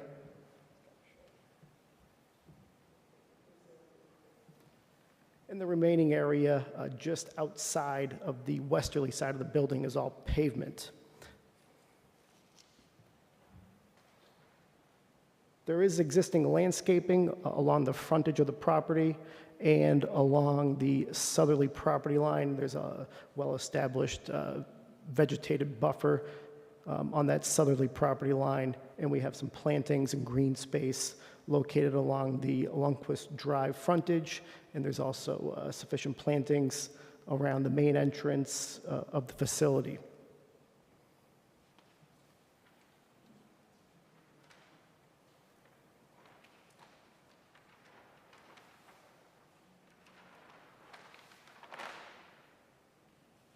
So the proposed site improvements to that gravel area will include reclaiming about 4,500 square feet, which we're going to convert to vegetated open space. The remaining area will be paved. We'll be regrading it and installing curbing to direct stormwater flow to newly installed catch basins. The basins will drain through stormwater treatment units to provide TSS removal prior to discharging to a subsurface stormwater infiltration system, which is located in the northwesterly corner of the property. That system's been designed to mitigate stormwater flow from the gravel area and the paved area on the westerly side of the building. So we'll be collecting some of that existing 20,000 square feet of pavement and treating that stormwater as well. We'll be tying in to the existing stormwater structures on site to provide an overflow to that system. Currently, there's no stormwater management within that gravel area. That gravel area essentially sheet flows towards Lundquist Drive unchecked. So you have suspended solids and other pollutants running from that gravel area, which has been doing for the last 30 plus years, 40 plus years, and it just runs unchecked to the Lundquist Drive stormwater system, where there's, I believe, just a 12-inch drain line. So that system is likely overtaxed in its current state. So removing this runoff and doing direct infiltration is going to help the overall functionality of the Lundquist Drive stormwater system, and it's going to provide on-site infiltration and increased treatment of that stormwater runoff from that area.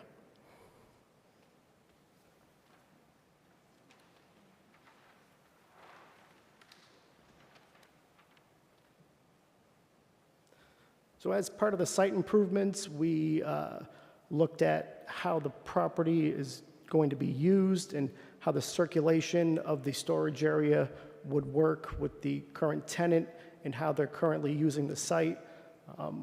Once the site is paved, we're going to reorganize it so we have more defined travel aisles. So in case there is an emergency, fire access vehicles will have clear travel lanes within the storage area to traverse the site and to address any issues which may arise.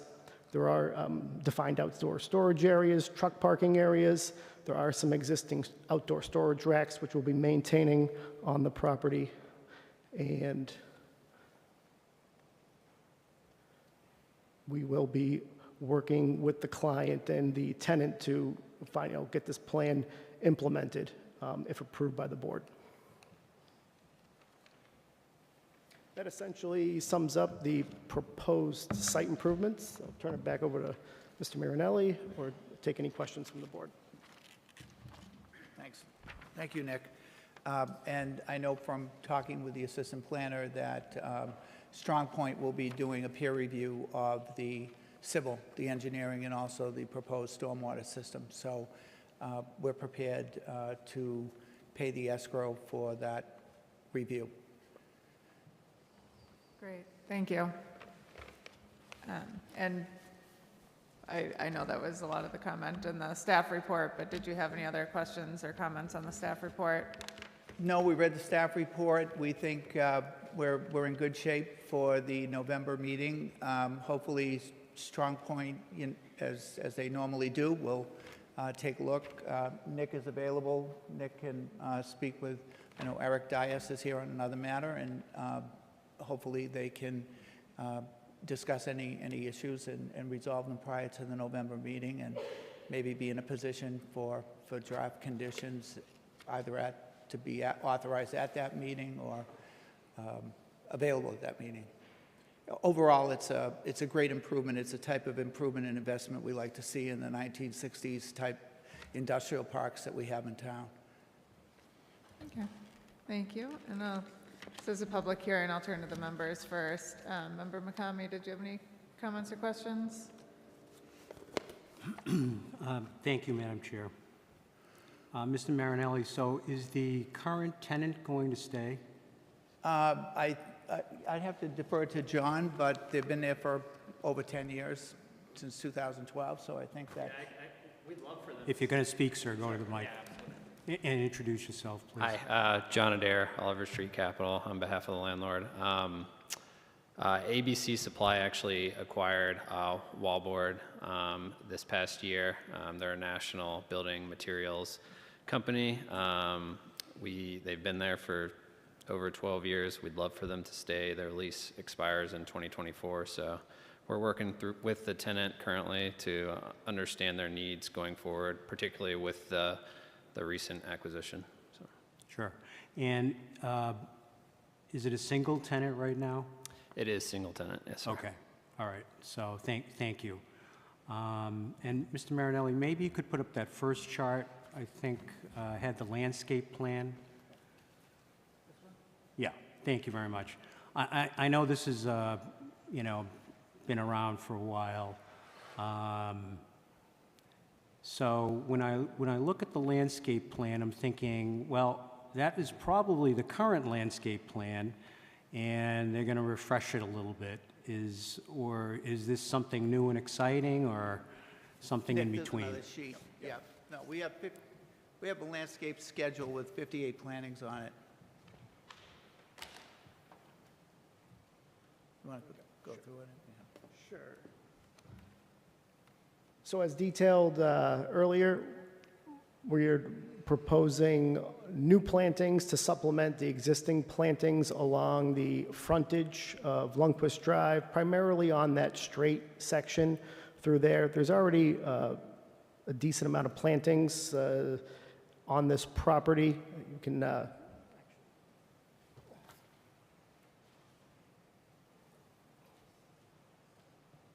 This shows an aerial photo of the property. It's kind of hard to see, but if you look into the center, you can see the landscape strip along the frontage of Lundquist Drive. So there are plantings in that area, but we're going to be providing additional plantings through that section. Can you outline the property? I can't. Yeah, sorry. Yeah, so the property is right here. Okay, thank you. Yes, so you can see there's a well-established vegetated line of pine trees, I guess you would call them. They're about 20 feet high that run along this area here. And then through this area, there is existing landscaping, some trees and some shrubs through this area. And then in this island right here, it's also well vegetated. So the goal of the landscape plan prepared by our landscape architect is to supplement those plantings along the frontage of the parcel to more effectively screen the outdoor truck parking and storage use in that back section of the property. So we're providing additional trees and shrubs all throughout that section of the frontage through there. Yeah. The chart you have down there that Mr. Marinelli, could you put that back up for a sec, please? Yeah. Yes. Okay, so this one works well for me because it has colors. So could you just review it again in terms of what you're changing relative to here, where you're supplementing, where you're taking away? That would be helpful to me. Thank you. No problem. So we're not taking any landscaping away, so it's only supplementing. And the goal of this plan was to kind of highlight the areas that we're going to be maintaining as green space These blue areas that are on the left side of the page, those are gravel areas right now. They're going to be converted to green space. So through the frontage of the parcel, we're going to be supplementing those with new plantings through that area. And also along the westerly boundary, there'll be new plantings. Got it, okay. And I know there was a mention, but could you show us where the curb cuts are and how the traffic, I guess, trucks are going to circulate? Sure. So we have a large existing curb cut right through here that's provides access to, there's some overhead doors that are located on the front, on this side of the building, the east side of the building. Then we have the second curb cut right through there. That is where customers and employees typically enter the property to park. And then you have the third new curb cut in the back, which we're going to be improving with new curbing and providing a new gate access through that area for the storage and trucking area. Okay, so you're going to store trucks back there as well? Not store trucks, but we want to keep it open for the ability to park trucks if needed. They do have delivery vehicles and other types of trucks that they keep on site. It's not a warehouse per se, where you have a large fleet of tractor trailers. It's typically trucks associated with the use. So we dedicated a handful of spaces in the rear of the parcel for that type of use. Okay, so the parking lot will have trucks plus regular cars, other SUVs, so on and so forth, employees, customers, that kind of thing. Well, the main... Because it just seems like a large parking lot to me. That's why I was just curious. The parking spaces for the public are out in front of the building. Yep. So, I think there's 65 spaces. We've added 23 spaces. The area that Nick is talking about is pretty much all industrial-type vehicles. Okay. If you went out there today, like I was out there today, you can see the wallboard trucks being loaded. There's equipment being stored there. It has a lot of the appearances of a contractor's yard, but the type of trucks that Nick described as associated with the wallboard company. Okay, thank you. But the parking for the customers, like I went into the retail section, is right in front of the building on both sides. So what's really not shown here are the striped parking spaces in that area in front of the building. Right, okay. And there were plenty of spaces available today. Got it, okay. And finally, I think I heard you say that there's no infiltration system today? That is correct. There are some existing stormwater catch basins located primarily in that area of the site that connect to the Lundquist Drive stormwater management system in the right-of-way, but there are no treatment units, no enhanced stormwater practices or infiltration systems on the parcel today. Okay, thank you, sir. Thank you, Madam Chair. Thank you, Member McCamey. Member Kent? Yes, just to clarify, so the factory outlet is a new option? The factory outlet would be a new potential use? Yeah, that is the category because it was used on Johnson Lane when you have 25% or less of the overall space that's devoted to some retail. And here it's like less than 11%, less than half that's allowed. So factory outlet was what we were recommended to apply for, even though, there's been some pre-existing And then the parking for that would be in the front, away Correct. from the, And away I think, from the trucks I think and actually, and I know we want the colors, but I think Nick has a sheet that'll actually show you the stripes on the layout plan. Did you have the parking on the zoning sheet? No, that still doesn't show the spaces, but,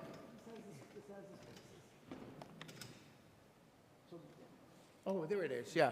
So where I'm pointing, there's 42 spaces right here, and this is gated right through here. Okay. And that's a separate, excuse me, I'm speaking to the mic, and that provides a separate access. So customers will be separated from the back storage area. Now, we show that extra bank of parking along that area right there to provide some additional parking for compliance with current zoning standards. The existing site was about 8 spaces shy, so there is plenty of space on the property, but those spaces will not be utilized for customers. They'll be utilized only for typically employees, and that's why we have a surplus of spaces. So 'cause we chose to stripe that whole bank of parking, and we'll have employees and contractors park in that rear section, and we're going to leave the gated, separated parking for primarily for customers. All right, that answers my question. Thank you. All set? Thank you. And Member Grove? Yes, Madam Chairman. On the stormwater runoff, was it designed around current standards, or was any buffer given to consider the increase in rain that's been happening as we go along? We utilized standard values in our report. It'll be reviewed by the consulting engineer, but we utilized the newest values in the NOAA Atlas 14 version 3, I believe, but I believe all that will be covered by the stormwater consultant. Okay, So thank you. it is the most current data that we have that we're able to use. Thank you, Madam Chairman. Thank you. Member Sterlazzi? No questions. Thank you. Member Conley? Yes, please. Thank you. The presentation has been very helpful. Could you talk a little bit more about the container storage and then also the long-term outdoor storage at the site? What was the first part? I'm sorry, I missed that. The container storage and then also the long-term outdoor storage?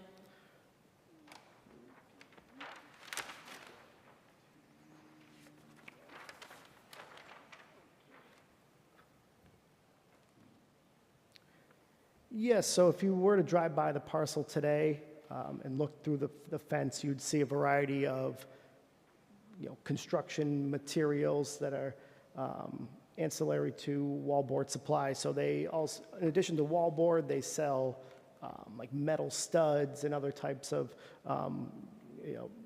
residential building products. So it's not just wallboard. So some of these products do come in containers to keep them protected from the elements if they're going to be stored outside. And those would just be standard, probably 20-foot long containers, 10 feet wide, your typical storage container.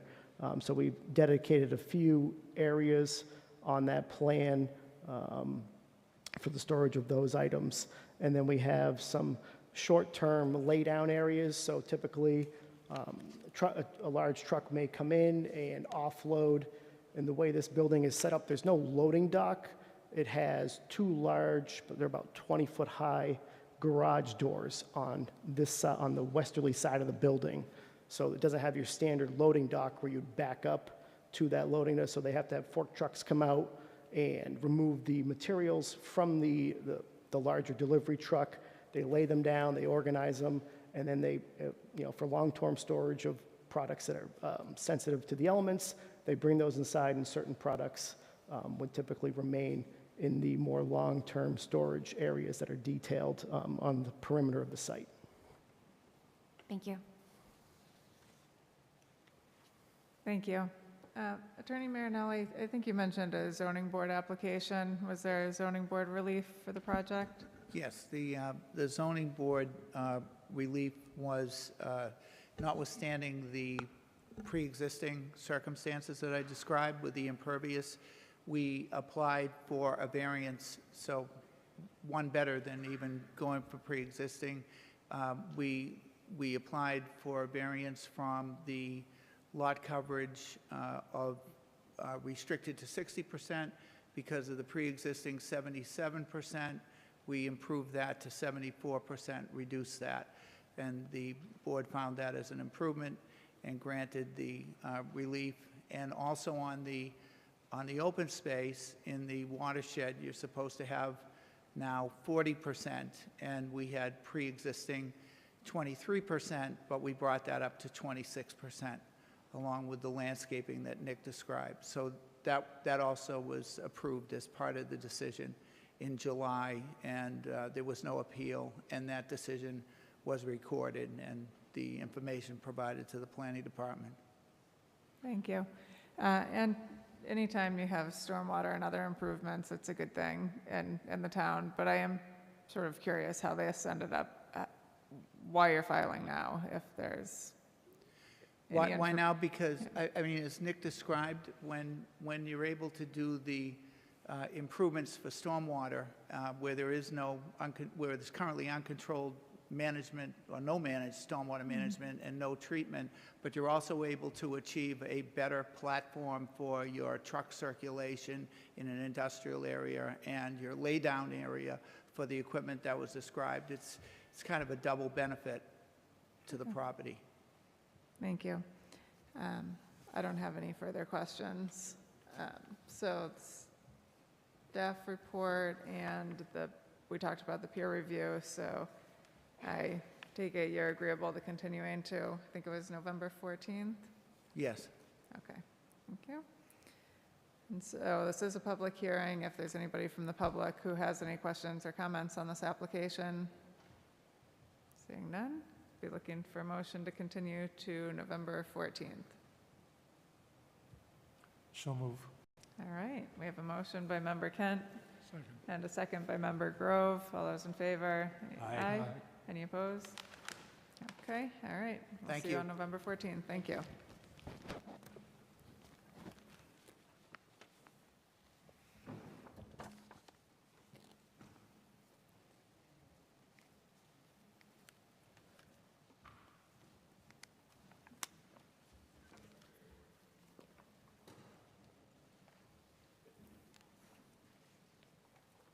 Okay, we have our next public hearing is 125 Union Street.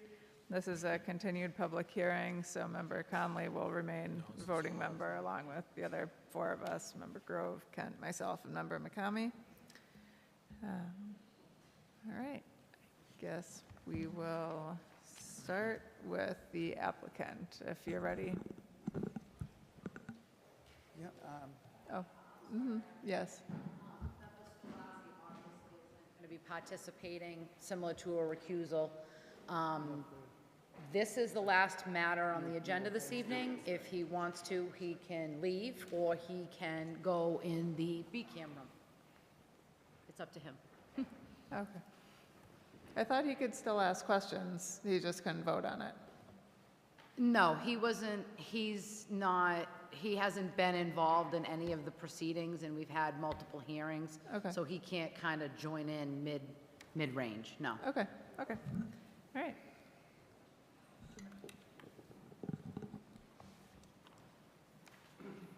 All right, thank you for the clarification. Okay. Attorney Marinelli? Yes, Madam Chair, members of the board, Frank Marinelli, and just a quick recap and to bring the board up to date. As you know, I represent Torrington Properties, and Torrington is a premier regional developer with a portfolio of about $500 million in development. Through this redevelopment, Torrington is not only investing millions of dollars to redevelop the dilapidated Motel 6 site, but also is investing approximately $1 million in off-site road and intersection improvements to better existing conditions. Torrington is transforming an eyesore at the entry of our town with uses by right under zoning, eliminating lot coverage and open space nonconformities that currently exist, and they are installing rich landscaping with over 600 plantings. the redevelopment itself is tremendous mitigation at Braintree's Gateway. With me, as in the prior hearings, is our development team, Pete Doucette, who's the development director of Torrington Properties, and also Greg Devana and Joe Fonseca of Bowler Engineering are here. Clint Matson of Chick-fil-A Corporate is again here this evening, and Jeff Dirk, PE of VAI Transportation Engineers and Planners. Jeff, our traffic engineer, is here. As we've covered previously, the zoning process is site plan review. The proposed tenants are 2 uses by right in the Highway Business District. Chick-fil-A and Brookline Bank are the proposed tenants of Torrington, both notable brands. Site plan review law is Prudential versus Westwood, which provides that site plan approval shall be granted for uses by right with or without reasonable conditions. And we went through that the last time at Bobrowski. Handbook on Mass Planning is that site plan review is regulation of a use, not prohibition. There's one other case, site plan review is not the discretion of a use special permit. In the case of Skid versus Braintree, which was a landmark case, the appeals court in that case addressed what they called unbridled discretion of the former zoning bylaw and former planning board use in Braintree, where a special permit was previously required for all business development. So Braintree was the case that actually provided that a use table or at least one use by right must be provided in each district. There were no uses by right, and Section 4 of the Zoning Act is what's called uniformity. And as summarized, the Zoning Act, Section 4 requires that any zoning act which divides a town into zoning districts, and obviously we have zoning districts here, highway business, to be uniform within the district for each class or kind of uses permitted. So uniformity is a key concept in the Zoning Act, and uniformity is based upon principles of equal treatment. All land in similar circumstances should be treated alike, so that if anyone can go ahead with a certain development in a district, then so can everyone else. Now, what it means here in the Highway Business District is when you have the use by right of fast food, which is in our use table, and McDonald's, Burger King, and Wendy's are permitted by right in the Highway Business District, it would be, we respectfully submit, arbitrary to find that uses by right, such as Chick-fil-A or Dunkin' Donuts, could not be allowed. So that is the uniformity, just as a matter of backdrop, that we're talking about when we talk about this project. It's uniformity, it's equal treatment for the proposed classes of use, and that's really Section 4 of the Zoning Act. So that provides an impetus for everybody to work together, and to work together to provide a use by right by regulation. And that's what Torrington has tirelessly done with its development team over the past year, with the various rounds of traffic reviews, reconfiguring intersections, upgrading, spending the money to better the intersection for the town, for the use, and also, most importantly, to take an eyesore and completely transform it with essentially buildings that are less than 20% of the building mass that's out there right now. Right now you have old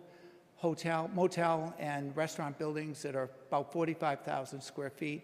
These two small new buildings, Chick-fil-A 5,200, 25 feet, and Brookline Bank 2,500 square feet, are less than 8,000 square feet, less than 20% of the building mass out there. And the stacking capacity is like you don't see with a use by right fast food. We have 55 car stacking capacity on the site before you even get back to the area of the bank building. So this does lend itself to the use. The mitigation and the improvements that are proposed are very beneficial to the site and very beneficial to the use and to the town, to the intersection. Secondly, what we've done it's been peer reviewed. by Ty and Bond. I know that Mr. Lucas is here from the peer reviewer on traffic, and the experts are in agreement on traffic. There are robust monitoring conditions which are proposed as part of any approval, which we agree to, as set forth in the peer reviewer's most recent memo of September 28th. On page 1 of the peer reviewer's report, dated September 28th, there is agreement as to the adequacy of the analysis provided by VAI. It continues on page 2 with agreement on post-opening conditions of approval. The peer review also recommended extending the sidewalk on the east side that would be adjacent to the landfill, going up from the site up towards the recycling center. And that's on the east side of Ivory Street to the signalized intersection at the MBTA and transfer station driveways. And Torrington accepts that condition, accepts that improvement, and obviously relies and provided that there is cooperation of the town. So we would be doing that as well in addition to the approximate $1 million in improvements to the intersection and upgrading.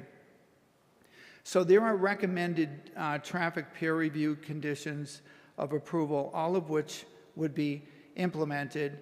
And per VAI, and as I said, Jeff Dirk is here, there is adequate capacity with mitigation under Article 14 of the zoning ordinances.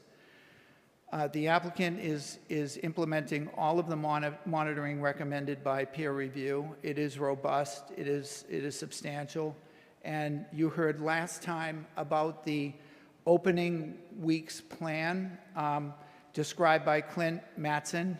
Clint is here again if there's any questions from Chick-fil-A corporate.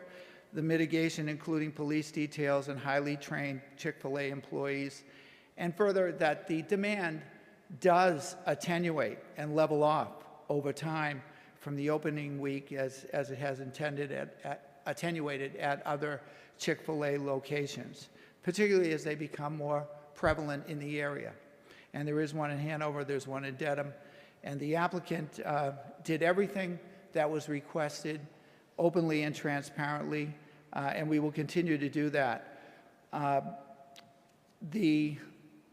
Another important point that came about as a result of the last meeting was that the local approval for site plan review is not the end of the review. The project is also undergoing MEPA review with the state, and as stated in the staff report, quote, the applicant has identified that they will proceed through the MEPA process in addition to a state highway access permit, end quote. So that is another layer of review that involves the ramp, deceleration lane, and we would expect that any local approval would contain a condition that would say that any approval is subject to the further review and approval of the MEPA process that we're going to go through. The town leadership should work with the applicant to first issue site plan approval for redevelopment of the deplorable Motel 6 site with reasonable conditions. And to not do so would really squarely put the condition of the property on the town, because we are trying to do everything that we can as an owner to respond to the demand that there is for the site, and it is Chick-fil-A in the back. As I said the last time, is there a hotel that wants to come here? No. Is there a life science? No. Is there some other retail? This is the market demand, and redevelopment is driven by the market demand. So tonight, we have been asked to first have a presentation by Bowler Engineering on the stormwater system and on the flood storage, all of which are again improvements to the site.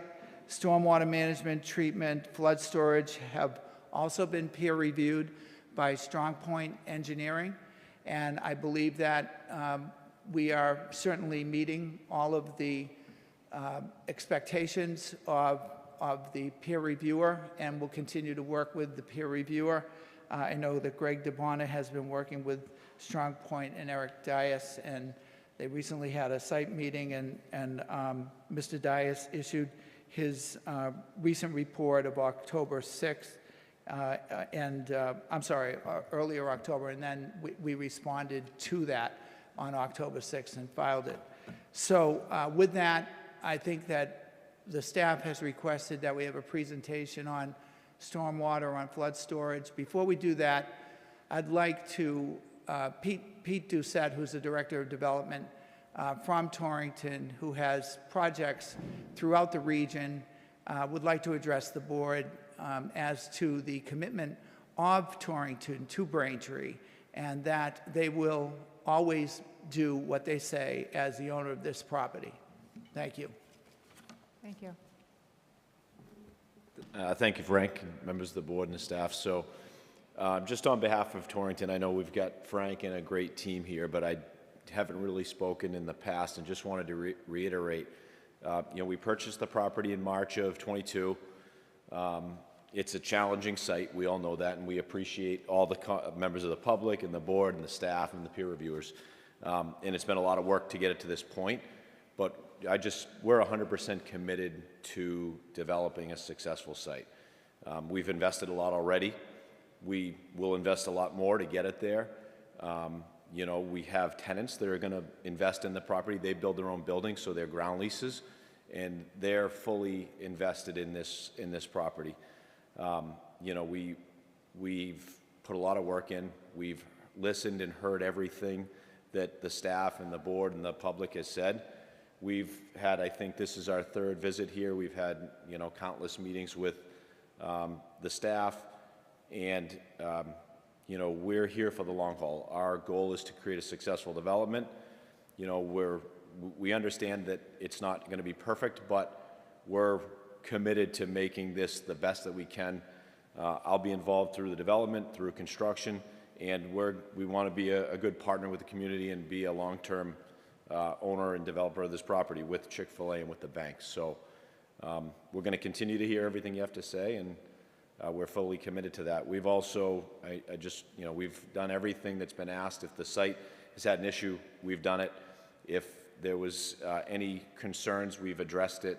Safety concerns on the site, calls from the fire department, the building department to address that. We've done that, within days, if not a week of being requested. We're going to continue to do so through the whole process. So just wanted to put that out there and let Greg take over and present the stormwater piece. Thank you. Thank you.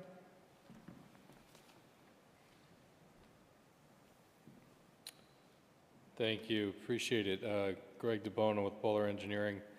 I will get into the stormwater, into the flood hazard in more detail. But before I get into that, I figured it'd be worthwhile to just do a quick overview of what has changed on the plan since the last time we all met.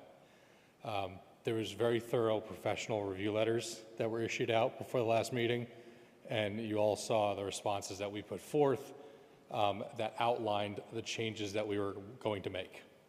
The reality was that most of that response was things that took place underground that was not visible because they were elements to our stormwater management system, or they were just all about documenting responses, conversations that we have had with your professional staff over the past several months, but didn't really formulate in a response letter. So what I've done is I took the site plan that was resubmitted, it's just sheet C301, and I just circled in red the only plan changes that actually got added, and I'll quickly walk through what they are. So as we discussed at the last meeting, within the right-of-way, we talked about having either tree islands or raised planters where we could do annual displays. And after some further discussions about potential concerns about utilities, we've settled on the idea of using raised planters. So the 3 circles you see in the median are going to be raised planters that would be installed as part of the off-site improvements. There's also a circle in the middle of the driveway that delineates the signage that was a recommendation of your traffic engineer, basically saying, you know, one way and basically right turn onlys. Though that signage has now been added to the plan. Once you get into the site, there was requests to have additional directional signs, so when you enter, you know where to go for the drive-through. The entire site works in basically a counterclockwise direction once you enter in. So it's important that the first thing you see is a sign that says bank drive-through right, Chick-fil-A drive-through right. So folks understand, instead of going through that do not enter portion, they come in and make an immediate right to get into what would be one of the two different drive-through queues. As you circulate around the site to where the bank is, the other red circle there is depicting another sign that's in the middle of that striped area that delineates that if you're going for the bank drive-through, you go right. If you're going for the Chick-fil-A, you go left. Again, nothing too substantial in terms of plan changes, but just adding to the operation and directional activity on site. The other signage we added was calling out where the order ahead and pickup signs are. It's related to Chick-fil-A's operation. But we added those signs and designated those parking stalls. There's a total of 3 stalls that are reserved for those type of operations, and they've now been depicted on the plans. We also kind of explained this in our response letter, but we did note on the plan where a loading area would be. Both these tenants don't have designated loading zones. There's no official loading bay or loading space. But we did explain how loading operations take place after hours or non-peak time, and we delineated through an area where that loading took place. So that's now called out on the plan. So it's documented as to where that loading would occur. The other rev cloud, the red bubble that you see in the paper space, there's 3 of them that have been added. And what they represent is the one in the upper right, which let me see if I can zoom in without losing everybody here. There's a few design waivers that we're seeking as well. And the first one really relates to landscaping. Now, when we started with this site, as we've mentioned a number of times, the whole parking lot was 80% impervious coverage. You had 120 parking spaces on site. You had buildings that encroached further into setbacks. And we've done as much as we can to shrink everything back towards the middle. So we're now back to 74.5%. We have the buildings outside of the setbacks. We reduced from 120 parking spaces to 80 parking spaces. But with doing that, we still couldn't kind of meet all the different design parameters. So one of the design standards is to have a 10-foot landscape, call it separation, buffer from parking to property boundary. We did provide 10 feet of separation from the parking stalls to the property, but not from the back of curb. So we actually have a 6-inch wide back of curb. So we're noting the 9.5-foot space of landscaping instead of 10. There's also a requirement to have 5 feet of landscaping between your building and your parking when you have head-on parking. In the case of Chick-fil-A, where we have the ADA parking spaces directly in front, and then a flush sidewalk condition that transitions up to the door, there's really not adequate space in there to be able to keep an accessible walk and provide back 5 feet of landscaping. So we don't have landscaping that separates the building from the parking. So we're asking for a waiver from that design standard as well. And then I also talked a little bit already about the loading space. We don't have specific loading bays or loading areas with the dimension. The temporary loading area that would take place would meet the standards in terms of how much length and width you do require. But since it's not a designated spot, we thought it made sense to note that as a required waiver. There is also one additional waiver that I think kind of really relates more to material. We have, there's a requirement to have granite curb throughout the site. And we have revised the plan to note that we have granite curb around the entire perimeter and around the landscape islands. However, both building pads have really a proposed monolithic curb. So they have concrete sidewalk, and then basically you'd have a tied-in monolithic concrete curb that is built into the design of the sidewalk. So for the area directly around the building pads, we're seeking to make those concrete so that you have that continuity with the sidewalk, but the rest of the site would have the granite curb. In the zoning chart as well, there was a comment made previously about the fact that we did not call out how much internal landscape area there was. There's a requirement for 5%. Under existing conditions, there's nothing. It's just a whole sea of asphalt. There's 0 islands there now. When you tally up the internal landscape islands, we're at 11 point, I want to say, I think it's either 11.8 or 11.9%. So we far exceed, more than double the requirement for internal landscape, and that does not include the perimeter landscape areas. That's only the internal landscape islands. And then the chart that's directly adjacent to the left of the zoning is a subtotal of adequate snow storage. So we had previously depicted on the plan where the snow storage area would be, but we didn't really quantify and call out where the different areas are, assuming a 6-inch snowfall volume. So that's ends up what happens in these areas. Our subtotal of storage exceeds what we need for the site condition. So those really were all the actual plan changes that occurred in the latest set. And now I'll go back to this PowerPoint here.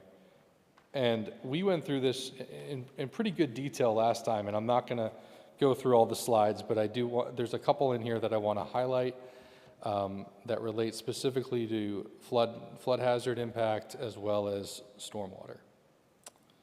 So I'll go back to this. Actually, I'm going to start with drainage. So after we met, we quickly mobilized and had a meeting on site to do 2 additional test pits in the footprint of the proposed basin. We did have Strong Point in attendance during that meeting, and we had our soil expert evaluator on site as well. We found data that was pretty consistent with what we had in our original test. What we found was that basically we were getting saturated soils about 100 inches below grade. We were hitting standing or signs of very moist conditions even lower than that we had walked away from the meeting basically on the same page about what we were calling the soil log. However, in our plans, in our reports, we still noted the seasonal high groundwater at 132 inches.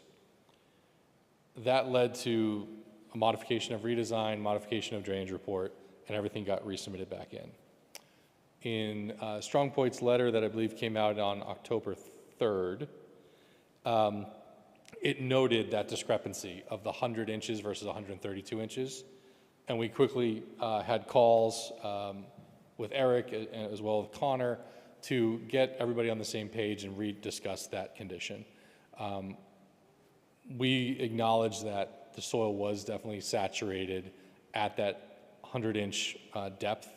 So what we talked about on the call and what we verified between now and then is that our stormwater system still works, still meets all the criteria, and we can design it and use the 100 inches and still make it work. The one thing we had to do is we had to raise our bottom of our basin by 6 more inches, so we had at least that 2-foot separation from seasonal high to bottom of basin. So that is one additional change that is new, that we were able to run calcs and verify that would still work, but it came after the rediscussions that we had last week about whether it should be at 100 inches below or 132 inches below. So what that led to was a modification to the drainage design, and I'm going to zoom in a little bit onto the plan. This slide was previously part of the presentation, but I don't think we spent a lot of time kind of working on it or discussing it in detail. Again, with the redevelopment site, we're already reducing impervious coverage by 5.5%. By that, we're already basically meeting our requirements for basically the need for recharge for peak reductions. But we are looking to implement basically the most improvements we can to the extent practical. So what we're doing is we do have an underground basin, which is located really this rectangular box here that you see on the plan. That's directly adjacent to, in between the drive aisle that separates the landscape island and the patio space in front of Chick-fil-A. And what that basin's doing is providing infiltration, is providing treatment for the water quality storm event for up to an inch of rainfall. And even though we're not necessarily needing it to meet for detention requirements, it still adds detention volume that we are able to take the water in, slow the water flow down, infiltrate, and then still allow larger storm volumes to run through the outlet structure and then discharge to the back of the site, which is where all the water goes today. Today there is no system out there. Everything just basically runs directly into the 36-inch pipe that does discharge to the wetlands on off-site onto the town property. And there is some other sheet flow that happens at the back of the site that all still drains to the same area as well, but it's all uncontrolled. There's no filtration, there's no detention, there's no ability for recharge. The circles that I've added here, the gold rings, that's where we're actually adding additional mechanical water quality treatment units as well. So we have the underground basin that's providing additional water quality, but then we have these mechanical systems that are built into the stormwater conveyance system that's providing additional water quality. So by doing that, we're meeting our TSS removal, we're meeting our phosphorus removal, and we're providing, again, significant more reduction than what's happening out there today. Go back one more.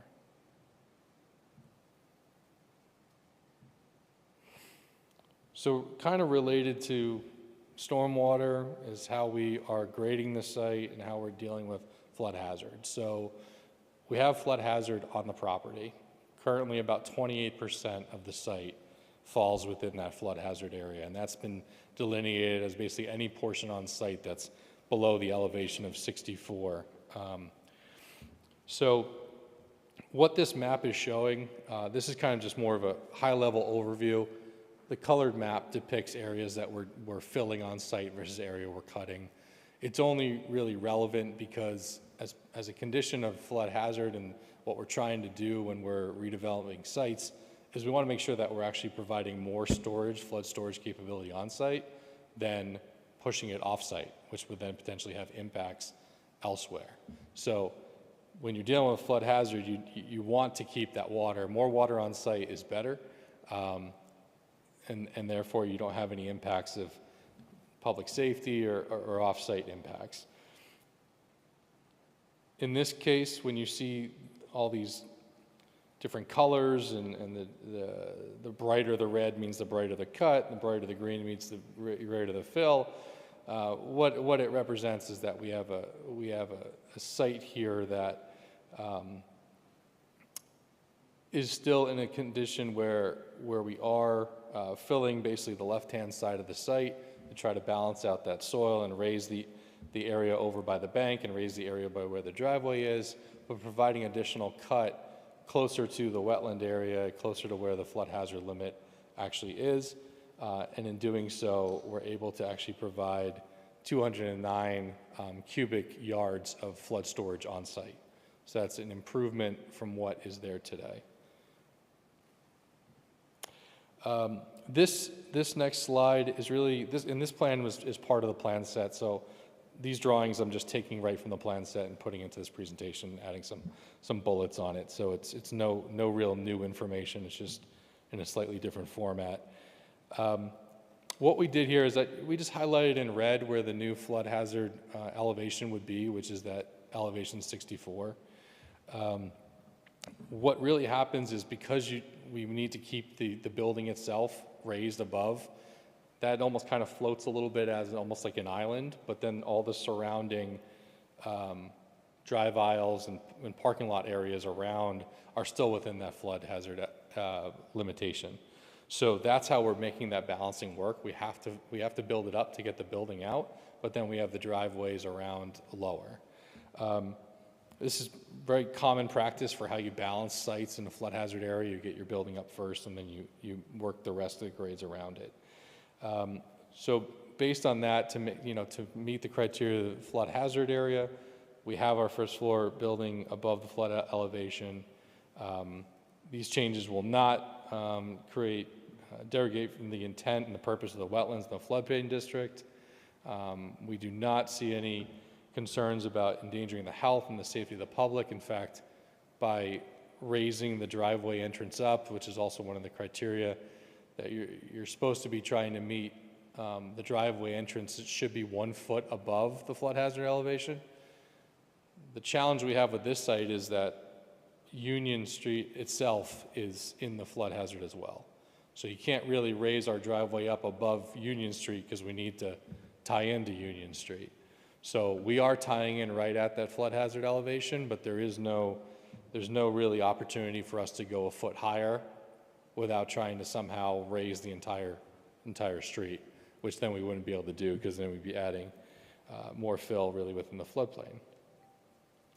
But we are still looking to improve, obviously, the public health and safety through our various crosswalk connections, the sidewalk connections, the other elements that we discussed on site, and being able to make sure that we provide additional flood storage on our property so that we don't have any impact off-site. As part of the requirements of the flood hazard area, you are obligated to make sure that all of our structures, our footings, our foundations, everything are basically anchored and designed in relation to where we're finding that flood hazard area, which is, again, right around elevation 64. In comparison to actually where we're seeing the seasonal high groundwater, which is roughly 9 to 10 feet below that, we're not concerned at all about how we're designing our footings and foundations. We don't see a concern about anything actually having direct impact with groundwater.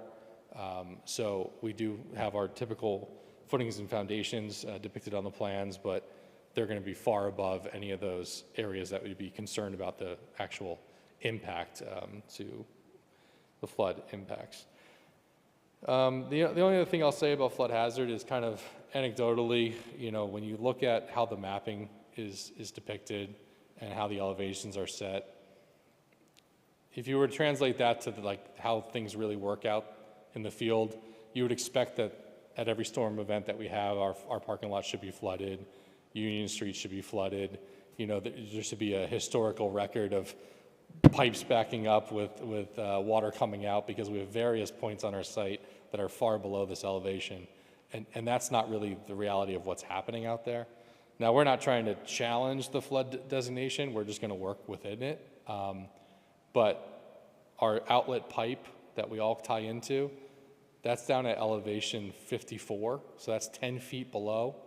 And that point is still much higher up than where the surface volume is for that drainage that comes off of the rotary and for the wetland area that's on the offsite property.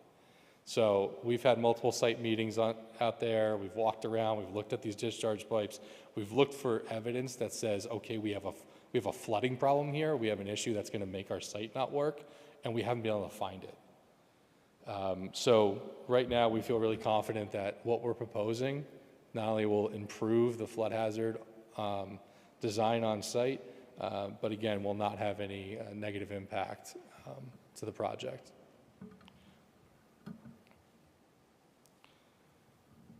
What I will say is after we received the latest review letter from Strong Point, which I believe was October 3rd, we did have, I think, a very productive call on Thursday of last week and went through each item that was open. Wanted to make sure that we were getting to the point where we were going to make sure we address everything and can be on the same page with how do we move forward on the site.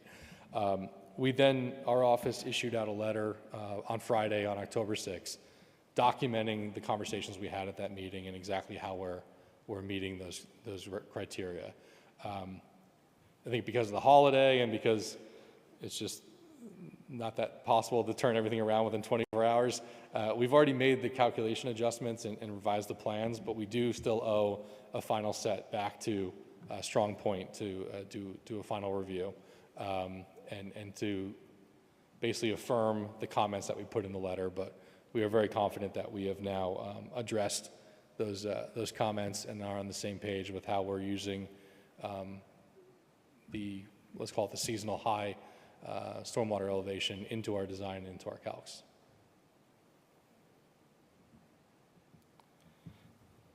I think, Frank, that's all I had, unless you want to cover anything else.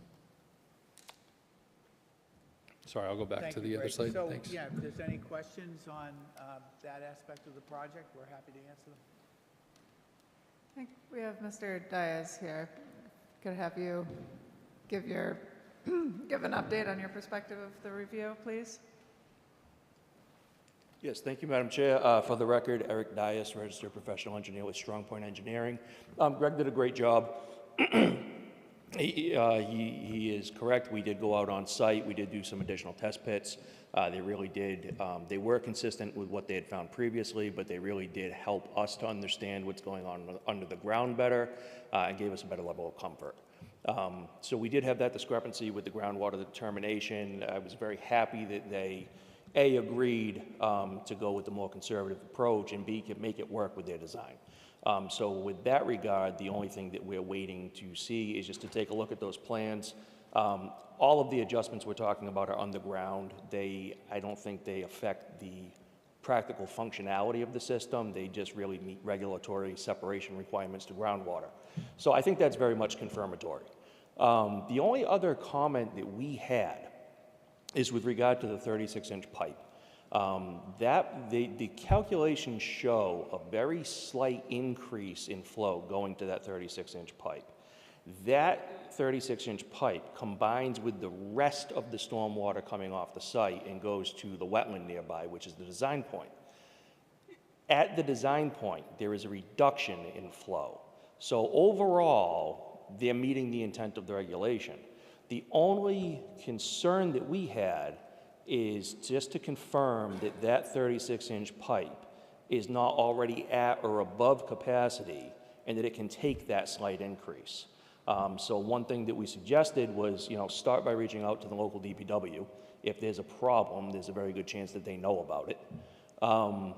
And other than that, I think we just need to document that that is okay at this point. I expect that it is. We're talking about kind of a teardrop in a sea of water. We just want to confirm it. So I think once those two things are straightened out, we have no further comment. Thank you very much. Thank you. And before we go into comments, Assistant Director Murphy, do you want to go into any of your staff report at this point? Yes, please, if I may, through the Great, chair. thank you. Staff issued a revised staff report on October 4th, which detailed the materials that have been submitted thus far by the applicant. In addition to further comments, the applicant has satisfied most comments made in the report of September 6th. However, staff has made comments with respect to the landscaping along the drive-through and that being increased a little bit to provide some sort of buffer to the abutting property, in addition to further improving the site. Staff has discussed with the applicant in a meeting last week about the lighting fixtures and being able to alter those so that way they do not spill or glare onto abutting properties. The applicant has provided the waivers requested under site plan review with respect to the landscape along the street frontage. They're proposing 9.5 feet where 10 feet is required, including a 5-foot landscape strip abutting a building for the fast food structure on site. The applicant has addressed comments with respect to the proposed curbing. They are requesting that rather than vertical granite curbing along the pad sites to the building, that they install concrete curbing. In addition to that, staff has requested that the applicant address the traffic. And while it's certainly a large topic with this proposal, staff is requesting that they demonstrate compliance with Article 14 of the Braintree zoning bylaw, and that is provided to you in your packets on page, give me 1 second.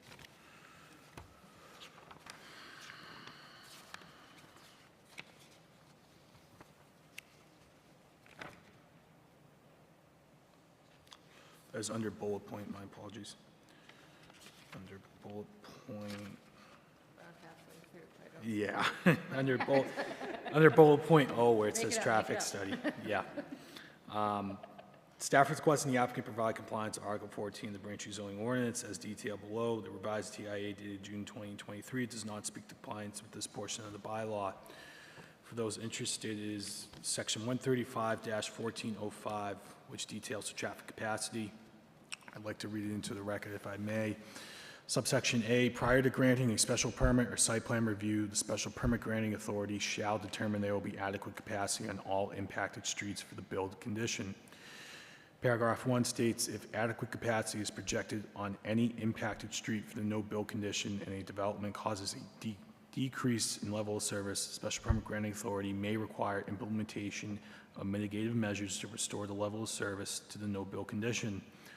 Paragraph 2 states, if any impacted street does not have adequate capacity for the build condition, the special permit granting authority shall take one of the following measures.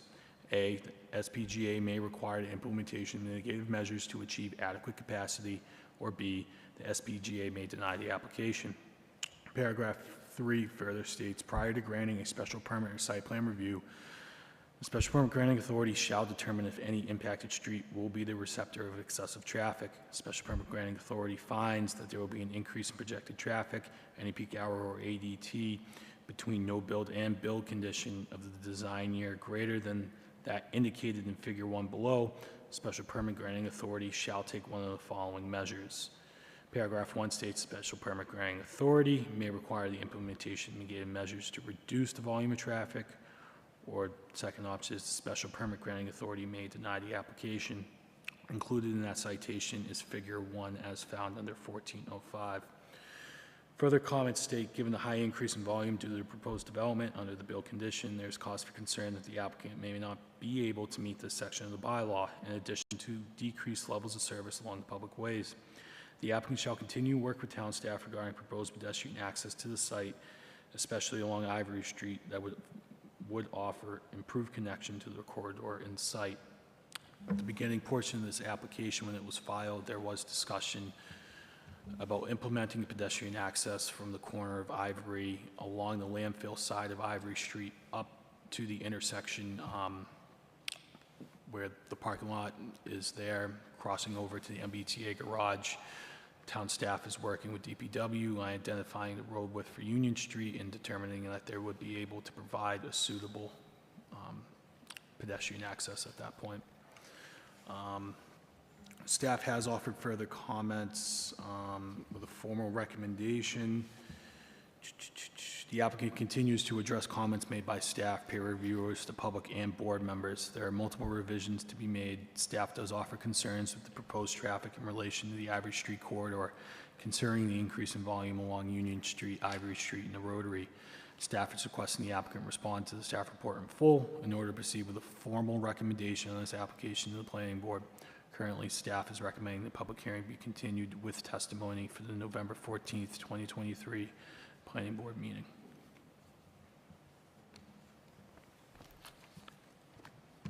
Thank you. Attorney. Jeff is here. Jeff Dirk is here, as he has been for the prior hearings. We don't have any question as far as compliance with Article 14, and Jeff will certainly provide that memo.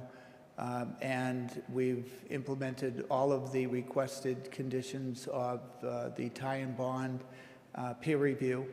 So again, we don't have any issue as far as the mitigation that we're providing and compliance with Article 14. And I think as you heard from Strong Point Engineering, where there's a couple of minor things that Greg will address with Strong Point, and I think that the amount of time and effort that has been dedicated to this by all of the professionals puts us in a position of certainly being close to requesting that staff be allowed to draft conditions for the uses by right. And, we can submit the required information, and respectfully would ask the board that if that is submitted, as we expect it will be promptly, that the board consider allowing staff to draft conditions of approval that are consistent with the peer reviews that have been performed. Thank you. Thank you. I don't know if you want to hear from Jeff now or on that. It is a public hearing. I think I'll turn to member comments and questions. I have a feeling that some of those comments and questions are going to request Mr. Dirk to come up, but Okay. I can leave it to as we get along with the questions, and then I'll turn to the public after that. Thank you. And I guess before doing that, I know Mr. Lucas is out there also. Did you want to give an update on the peer review status at this point?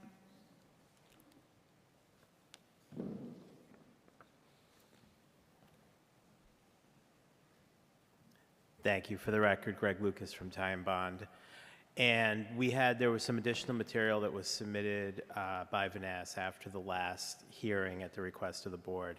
And we reviewed that, and I think that was already summarized by Mr. Marinelli as to what our findings were, agreeing with regards to the adequacy of the analysis that had been provided, and making the recommendation for the sidewalk, which it sounds like the town staff is working with DPW to determine that the easement can be provided, but it sounds like the applicant is committed to providing that sidewalk connection on the east side of Ivory Street between the MBTA driveway, signalized intersection, a transportation driveway, and Union Street. So we see that as a positive opportunity for pedestrians to cross at a exclusive pedestrian phase at that intersection, as opposed to the concurrent pedestrian phasing with leading with a 3-second LPI leading pedestrian interval, which is proposed for the Ivory Street crossing at Union Street. And we're happy to answer any other questions that may come up in the course of the conversation. Thank you very much. All right, turn to members now. Member McCamey, comments, questions? Thank you, Madam Chair. I have a lot of questions, but I'm going to try to be concise. I'm going to follow up on Assistant Director Murphy's comment and would like to talk about that pedestrian walkway, much like we've talked about often, and as many residents have also commented on it. I'll start off first on that walkway heading towards the potential project. And my question is, somebody hits the button. We did part of this last time, and I believe it's going to be at least 20 seconds. So my follow-up question is, how long after that can somebody else hit the button and the cycle starts all over again? My point being, clearly, as I mentioned last time, and others did as well, that's going to create additional backup in multiple locations. So my question is, what's the time lag between people being able to cross at Ivory Street there?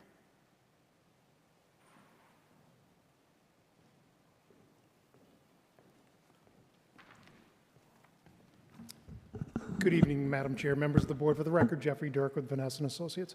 So I think the best way to talk about it is to describe how the pedestrian cycle actually works. Okay, if you because could just be specific, sir. So is it 2 minutes? Is it 1 minute? You know, what is it? I mean, that would be the easiest thing for all of us to understand.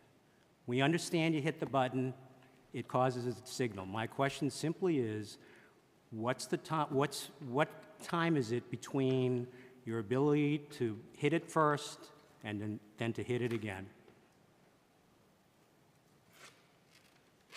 And if you don't have it, we can get it next time. Okay, so Just looking for a number. yeah, no, I know you are. So A number. what? the traffic signal operates on a cycle. So what I need to look at is how long is a cycle length, okay, for the entire signal cycle. Very complicated, okay? So your question, although you want a simple answer, it's a simple answer of a complex situation on how a traffic signal operates. Okay, So, let me make it even more complicated for you.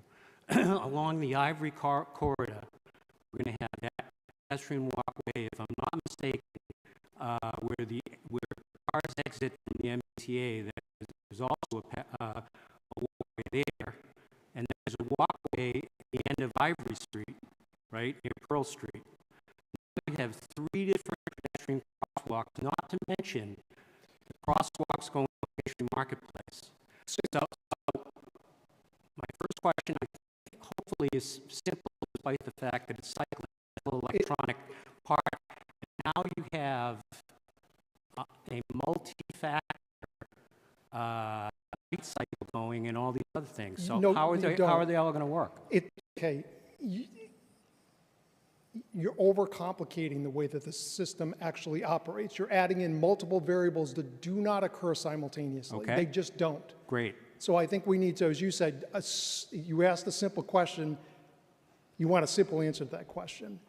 So I need to go through this entire timing chart here to answer your question. So it's not something that I can do off the cuff, nor do I want to, because it's a simple answer, but there's multiple calculations that go into this. So I'm going to need to get back to you on it. I can describe to you how it works. Sure. But if you just want a number, I'll have to calculate it. Well, I think the easiest thing for us to understand is not a complicated understanding about how the system works, but how it's going to work at that pedestrian walkway. And if I'm incorrect, how is it going to be coordinated with all the other crosswalks? It's not coordinated with the other crosswalks. That's fine. So I can answer that. Let me give you an exact number to that, because appreciate it. Yeah, it's not. It's just something I need to look at it and add up the numbers and then give you the one. But you can see what myself and I'm sure many other residents are thinking. How is this darn thing going to work? Right. And how much traffic are we going to be tying up, which is what I asked last time. It's in the calculations. Okay, I appreciate that. But I'll give you an answer. But what I can tell you is every single calculation, the analysis has been done, the queuing, the delay times, the levels of service, that's in those calculations. It's all built in there. So, but what I need to do is I'm going to extract for you the exact time of it. And what I will also do to simplify it further is provide to you a diagram of exactly this is what happens for this number of seconds. Right. And then this is what happens for the next phase. So that then what you can do is you'll see exactly how the signal progresses. And answering a question is how long does it take to get back to the point where when you push a button, will it start again? Yeah. As you probably know, when you go to if you go to a signal and you keep pushing the button, it doesn't cause the signal to go green. Right. It's programmed so that it only comes up once every single cycle. Right. So I'll be able to show you diagrammatically how the signal progresses, and if you push the button, someone crosses, how long that person, the next person comes up, pushes the button. They have to wait for it to go the whole cycle before it comes back. I think we will all be interested in what the cycle is. I will appreciate simplify that. it. And so let me move on, not to keep on pounding on this No, thing, that's- but I'm I used do to it. want to pound on it Used because to I it. think it's important. Yep. We have this proposed U-turn. Correct. Which I don't like. And I think last time it was mentioned that there could be 4 cars that could queue into that U-turn. 1 to 3. Okay, so 1 to 3. And less your than peer 4. review consultant Okay, has so confirmed that. my follow-up question is, how many cars, there's going to be more than 3 cars. So how many cars can queue up before you're hitting Union Street? So number one, I'm not going to take the position that there's more than 3 cars in queue. Okay, well, that's not the question I'm asking you. I'm asking you how many more cars can queue up from number 4 on back to Union Street? Is it 10 cars? There's Is it 3 12 cars, 3 cars maximum in queue. The left turn lane can handle 6 cars. It's sized to handle 6 cars. The 7th car in that lane would then stick out into the through travel lane. So it's almost probably, I want to say, 10 to 12 cars before you get back to actually sticking to where the crosswalk is, and then maybe, you'd have another 2 before you start to get into the intersection Okay. there. But of course, the 4th car and the 5th car are already going to be spilling No, over into the... 6 cars. The lane can hold 6 cars. Okay, It's the 150 7th feet car long. and the 8th car and the 9th car are going to be spilling over into the other lane, trapping other drivers from going around them. But there's not that many cars in the lane. Your review consultant Okay. has confirmed on 2 separate occasions the maximum queue in that lane is 3 vehicles, maximum. Okay.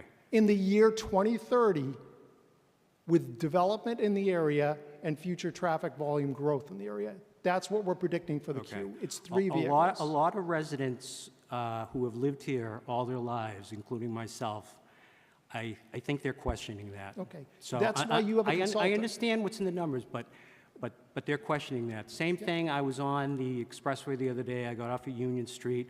I know there was a,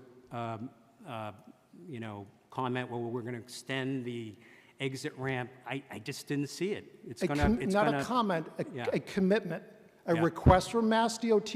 Yeah, I remember what And you a said. commitment from this applicant Yeah. on a state highway at the request of the State Department of Transportation to extend that lane. Sure, I understand. I'm just saying, when I got off, there was a line, Mm-hmm. and it's like, it's spilling over into the lane. I didn't see where they were going to put it. Another thing I'd like to know is when you get off, Right. coming north, when you're going southbound, how many cars can queue on the Union Street Rotary? And then how many cars potentially queue on the Union Street heading up to Washington Street? So you don't have to, I mean, if I'm putting you on the spot, but if Yep. you could get us that information, I'd be curious, because, we're all concerned that it's going to stack, and it's going to Right. just stop. Right. So we would just Yeah. want to try to understand it, so. The numbers haven't changed in terms of what we presented to you for the queuing. It's in all the charts. If you want me to extract it, I will. And again, it's multiple analyses that I performed and your peer reviewer has reviewed and we've revised. We've run drone simulations. We've calibrated models. We've revised the analysis multiple times. We've looked at different types of pedestrian phasing at that intersection.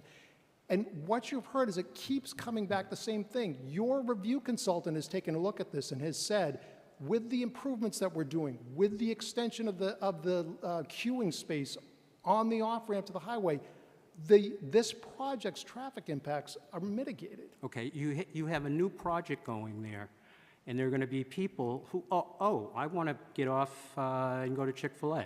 Yes. Coming, heading southbound. Correct. I think other board members, Ms. Conley has commented before about the Cape traffic. Correct. And there's one way to go to the Cape. And if you want to go to Chick-fil-A, here's your chance. So I don't see how the numbers are going to be static. You had a different opinion. Some of us It's not just may have a me. different opinion. I understand, sir, but You again... have a peer review yeah. consultant who's already stood up here and told you Right. that we've addressed every single comment that has been asked. Every analysis that's been asked of us has been done. We've answered every question. Right. When there's a request for mitigation or changes to our mitigation program to address impacts, we've undertaken that and implemented it. And we appreciate that. But I will we're answer skeptical, let me just say that. How's that? We're skeptical because models and what you put on paper in reality change. And that's what we're scared about.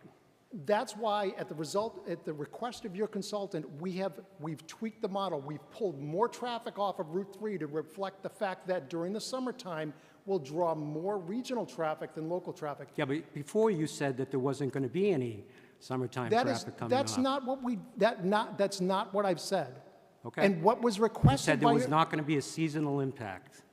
traffic volumes are going to fluctuate on any roadway. They do for every development. Sure. The standard of care is average conditions. However, in this case, what was asked of us is to say, We expect, because of the regional traffic on Route 3 and where you're located and the visibility, that you're going to draw more traffic from Route 3. So rather than us saying we're going to have a lot of pass-by traffic drawn from Union Street, what was actually done is a diversion of traffic from Route 3 to Union Street, all net new, which is much different than what we would analyze for a typical commercial traffic, commercial site. So again, what we've done is a checks and balances, and that's the role of your peer reviewer, listening to your comments, asking us, testing the model, and then Well, reporting we're the bringing it results. up again, and Yeah, no, all the and- comments right. we get from the residents are exactly the same. So Right. this might be the 40th time we say it. Right.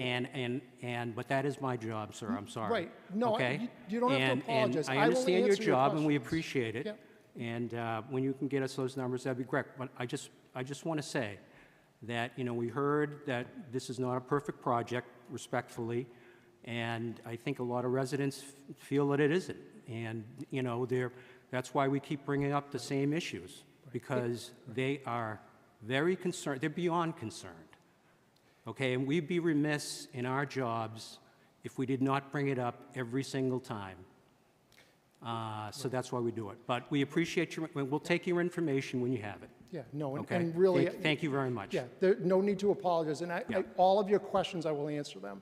Good. To the best that I can remember each and every one of them, but I will try to quantify all of them, and to your point, keep it simple. Wonderful. So I'll do that, and again, we may continue to disagree, but I will answer every question that you ask. We have the analysis, I'll provide it to you, and we can continue the dialogue as necessary, but I appreciate your questions. Great, thank you very much. Madam Chair, I won't take any more time.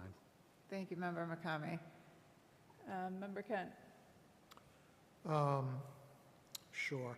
I guess on the traffic specifically, notwithstanding all the models, is I understand when Chick-fil-A opens, there's generally a surge, and then it settles down. Is there a precedent for using police details, paid police details, to sort of intervene in extraordinary surges of traffic? I don't know about precedent, but I would say it's not uncommon that takes place when you have either, as we're talking about, seasonal fluctuations or initial opening fluctuations. I mean, when, as you probably know, as marijuana establishments were opening, that was a common practice to do things like that the police chief had discretion. So I would say it's not uncommon to have such things in place. Okay. So this is a general question, but generally within 5 miles of this location, we'll use this as a proxy for down the street where the site we're talking about, but there are 25 Dunkin' Donuts. I did this Google this afternoon. There's 11 McDonald's, there's 4 Kentucky Fried Chickens, there's 8 Burger Kings, there's 30 pizza joints, and there's 1 Chick-fil-A 6 miles away, there's 9 Starbucks, and there's 23 Asian takeout restaurants. So, if the traffic is more than people want to deal with, I guess there are choices, and that perhaps, and a police detail would be somewhat mitigating. The fact that our traffic consultant has corroborated most of what you have come up with is helpful, but I think we still would like, to know if police details would be part of an option, or, maybe some of this problem takes care of itself if people who would otherwise not be inclined to get off at this exit and wait in line, decided it's too much and we'll go to one of these other places. That would be, perhaps not as good, but nevertheless, if you're hungry, you're hungry. And I'm rambling here a little bit, but I'd also be interested, this is not a traffic question, but what is Chick-fil-A's sort of view on neighborhood stewardship, things that are helpful in the town around like sponsoring Little League, town events, July 4th, that kind of stuff. And I'd also like a little more clarification on build by right, and that's probably for you, Mr. Marinelli, about, you know, what are the limits on that? Chick-fil-A is not talking about serving alcohol or that type of thing, but what are, you know, what are the limits on build by right that, you know, that we should understand as planning board people? I'll just briefly interject here because, you know, Jeff is such a professional, and I think that he should continue. But it is a bit disheartening to have a use by right and hear some of the speculation that's been made on comments of rampant pounding of pedestrian stuff that we don't see out there. I'm out there 4 or 5 times a day through that intersection.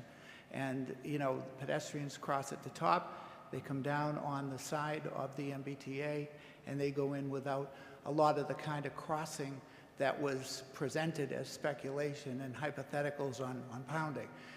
That's difficult to listen to because for this reason that you point out, the use by right, and the skid case, that was a Braintree case. You know, we have an unfortunate history in this town where back at the skid case, we didn't allow anything unless you got a special permit.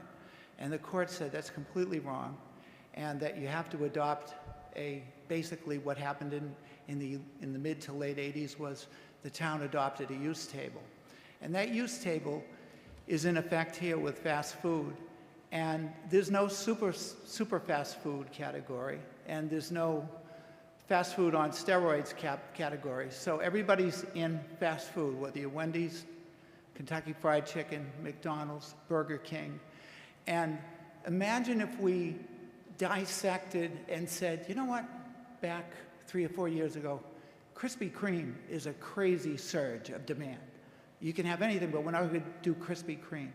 Well, I challenge you to even find a delay in a Krispy Kreme drive-through now, or if you can find a Krispy Kreme.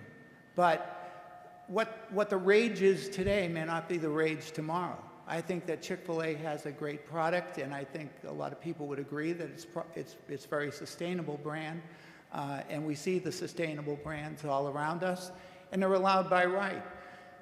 Basically, and I think that the attorney on the board may agree, but when you get to a court, because things maybe, first of all, we have a 4 out of 5 vote on site plan review, which isn't appropriate.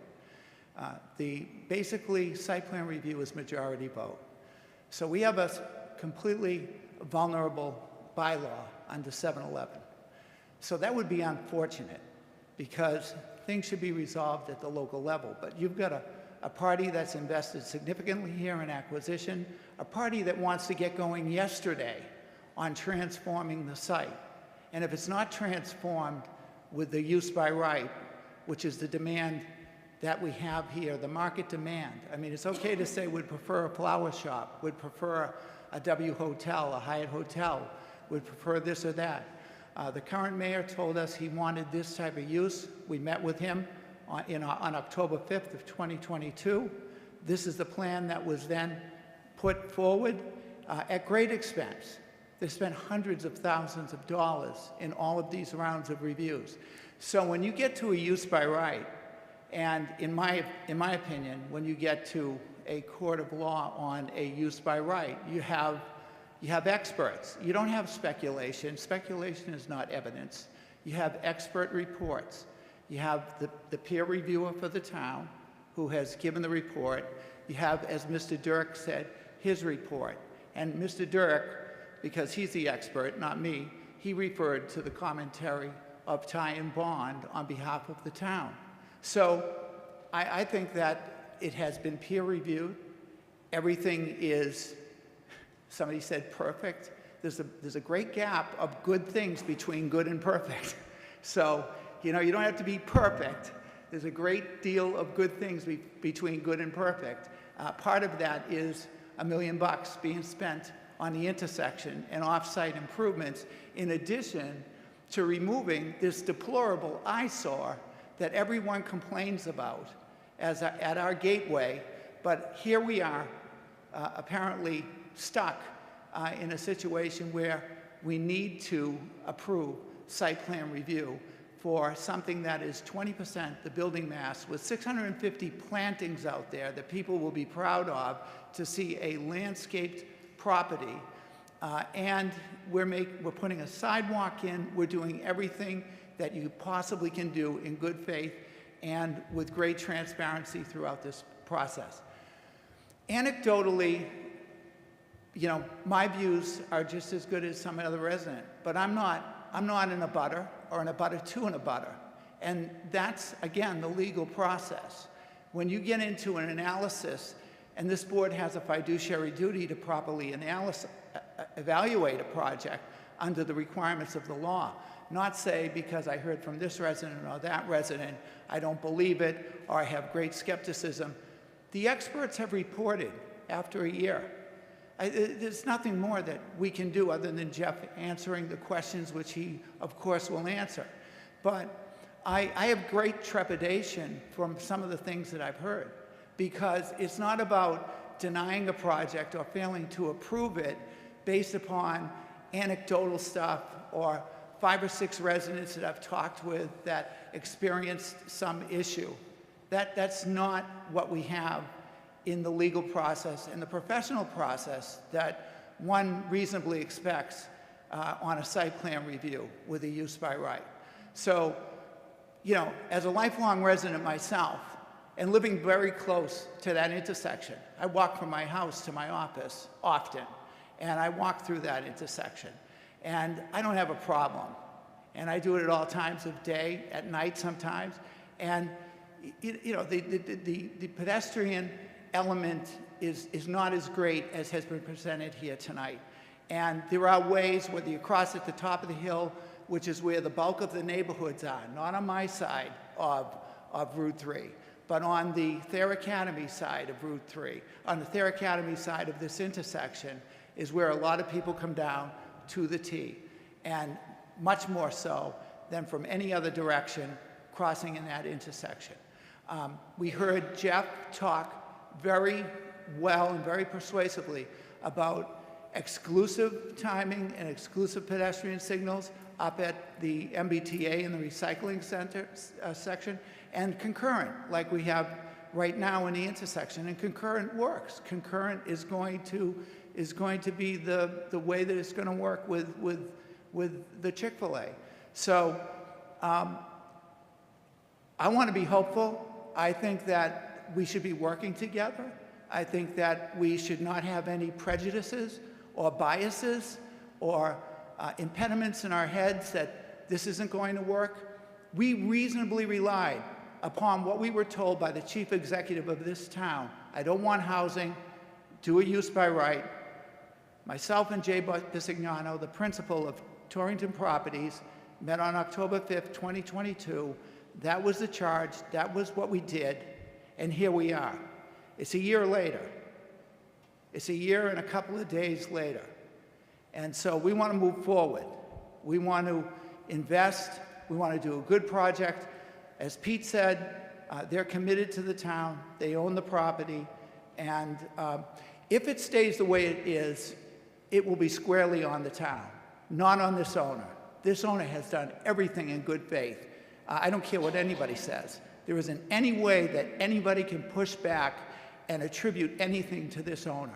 This owner has responded to every request to clean up the property, to do things, and they want to move ahead with the use by right project, which, again, is 20% of the buildings that you see out there now. I mean, they're two little buildings, and it's a family restaurant. I mean, we've been in it in Dedham, in Hanover, and, you know, nobody should say, oh, that's a terrible thing to have referred to Hanover. I read something about that. We were asked to get the counts in Hanover. This applicant did what they were asked. They were asked to get the counts in Hanover. They were asked to get the counts in Dedham. That's the only reason why those locations are referred to. And this demand eventually attenuates like every other place. So I really hope not only as a resident, but as, you know, representing this project, which is the use by right and should be approved under the current framework of our zoning and the peer review process that we've been through. Okay, thank you. Thank you, Attorney Marinelli. Member Kent, did you have any follow-up questions? I'm all set, thanks. Okay, thank you. Member Grove?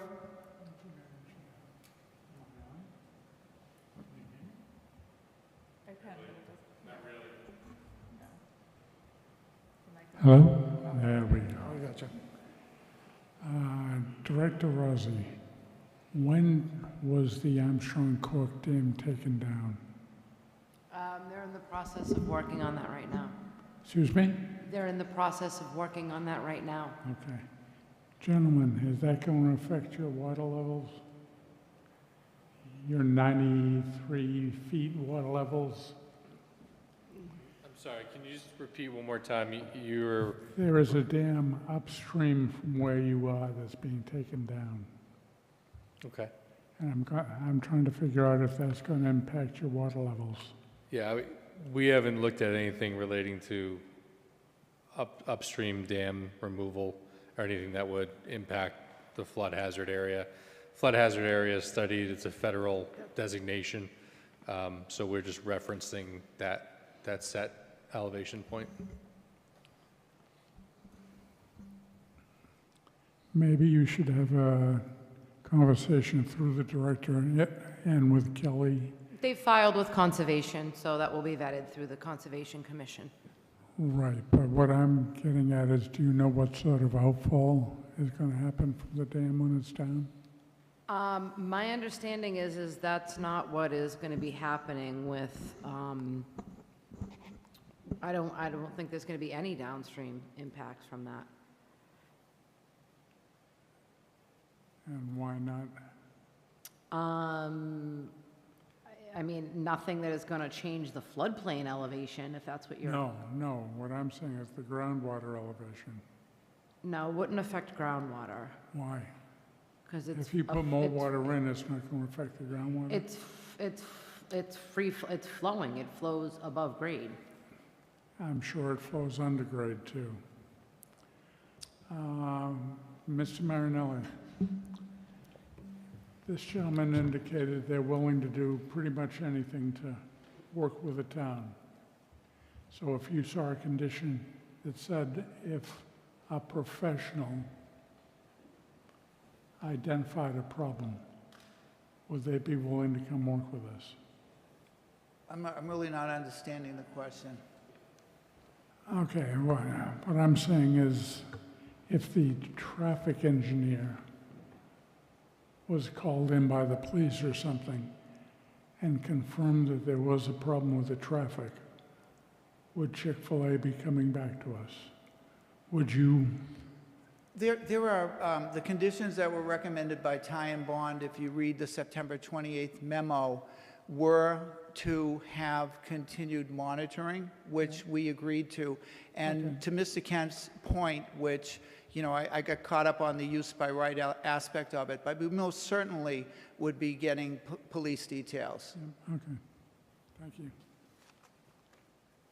And Clint is here as well, again, and he described the opening weeks of to bring in the trained personnel and so forth, and, you know, he can answer any questions again as to what the opening weeks would entail in terms of that. But certainly, we're amenable to police details. Thank you, Madam Chair. Thank you, Madam Chair. I had some questions for staff related to the project. Do you have concerns related to the waiver that's being requested for the 5-foot landscape barrier in front of the Chick-fil-A? I can answer. Member Connolly and through the chair. Typically, we've seen that waiver granted on other developments, given the fact that that waiver is requested in association with the drive-through, which requires a direct connection. That's just the nature of the proposed structure. If it were a waiver for other portions of the site, for respect to that 5-foot requirement, yes, but in this situation, no. Thank you. And then I had a question about the bank. Have the police weighed in at all about the bank being placed along access to the highway? Or is there a thought that that might be offset by the police department being so close to the bank? I don't believe there's been any correspondence on that issue alone. If you'd like, we can pose a question to the police department. I would be interested. Thank you. Yep, absolutely. And then in the staff report, there were questions about access on foot and safety for pedestrians coming to the site. It's likely that a path will be made through landscaping if there's not like a proper access for pedestrians. You touched upon that in the staff report. Are there additional considerations you'd recommend? As the site's designed today,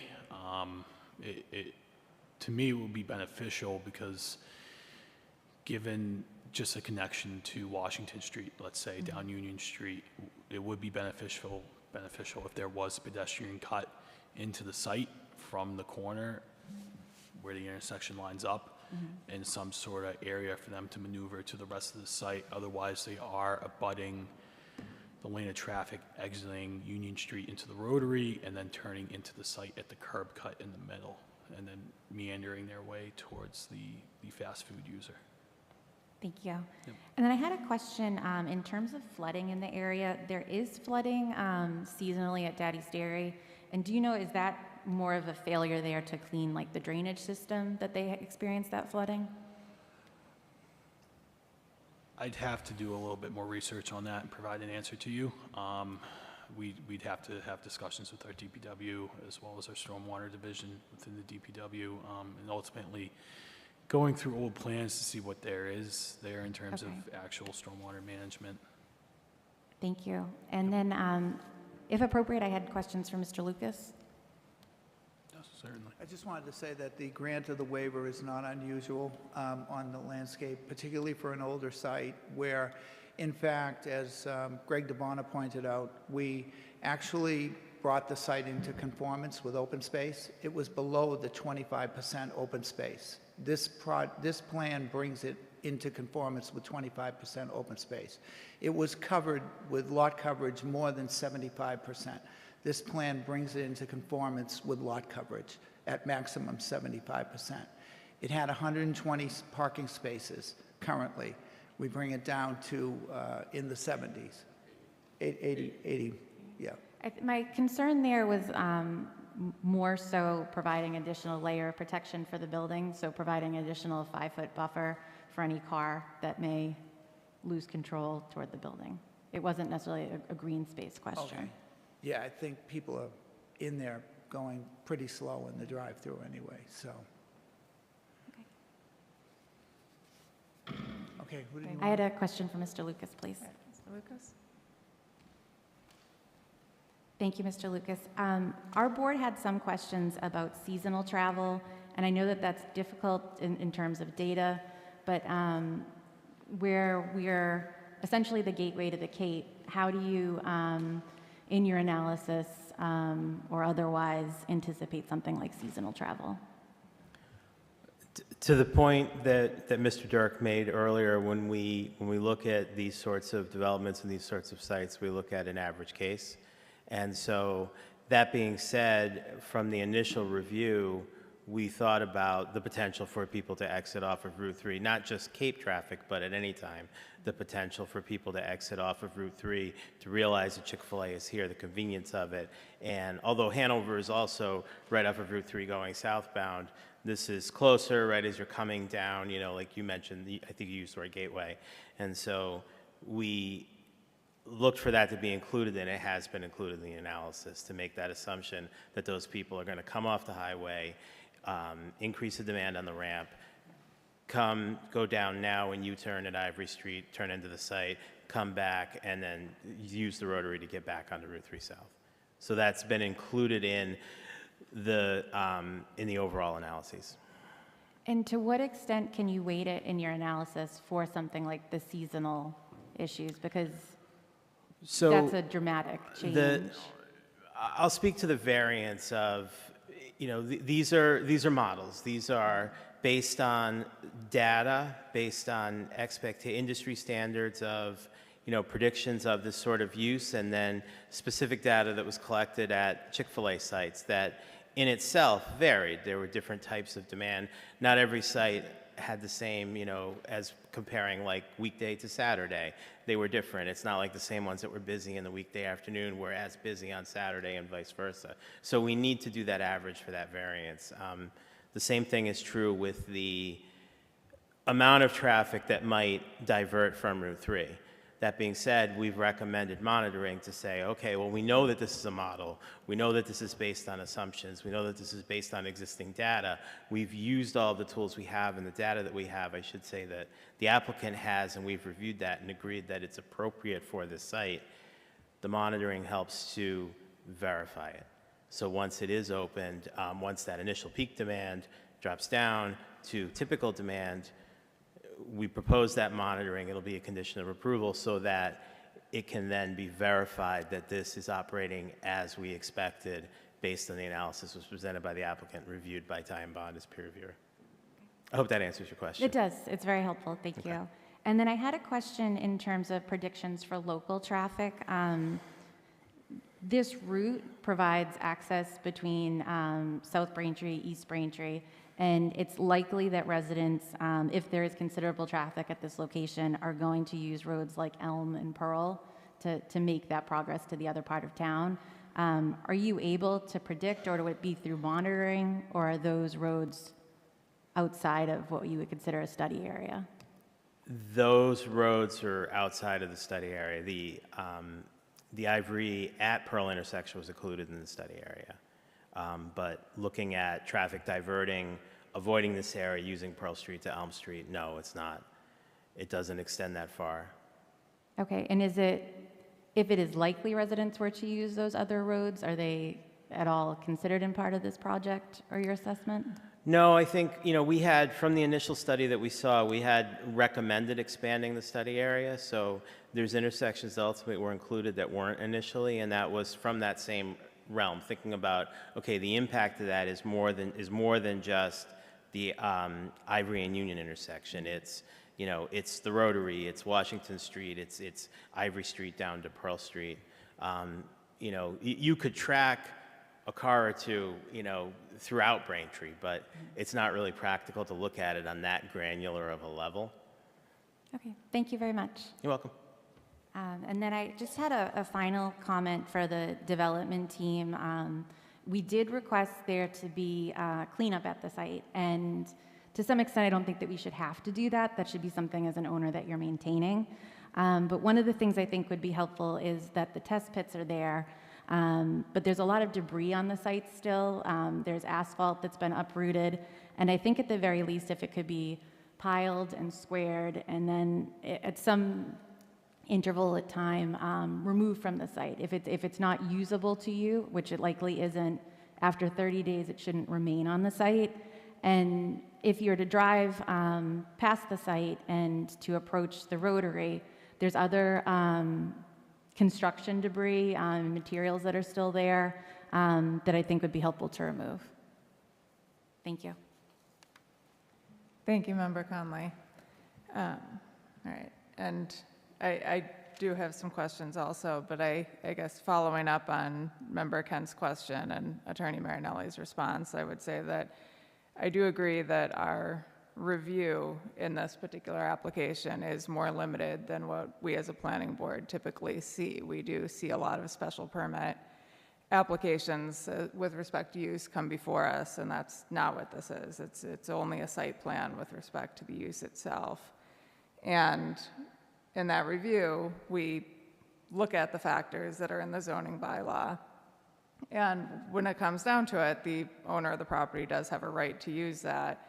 And although there is typically some negotiation with Town Hall, by the time it comes to the planning board, it comes to us as an application, and it's not one of the factors as to whether or not the particular use is better or worse than one of the other ones that are allowed as of right.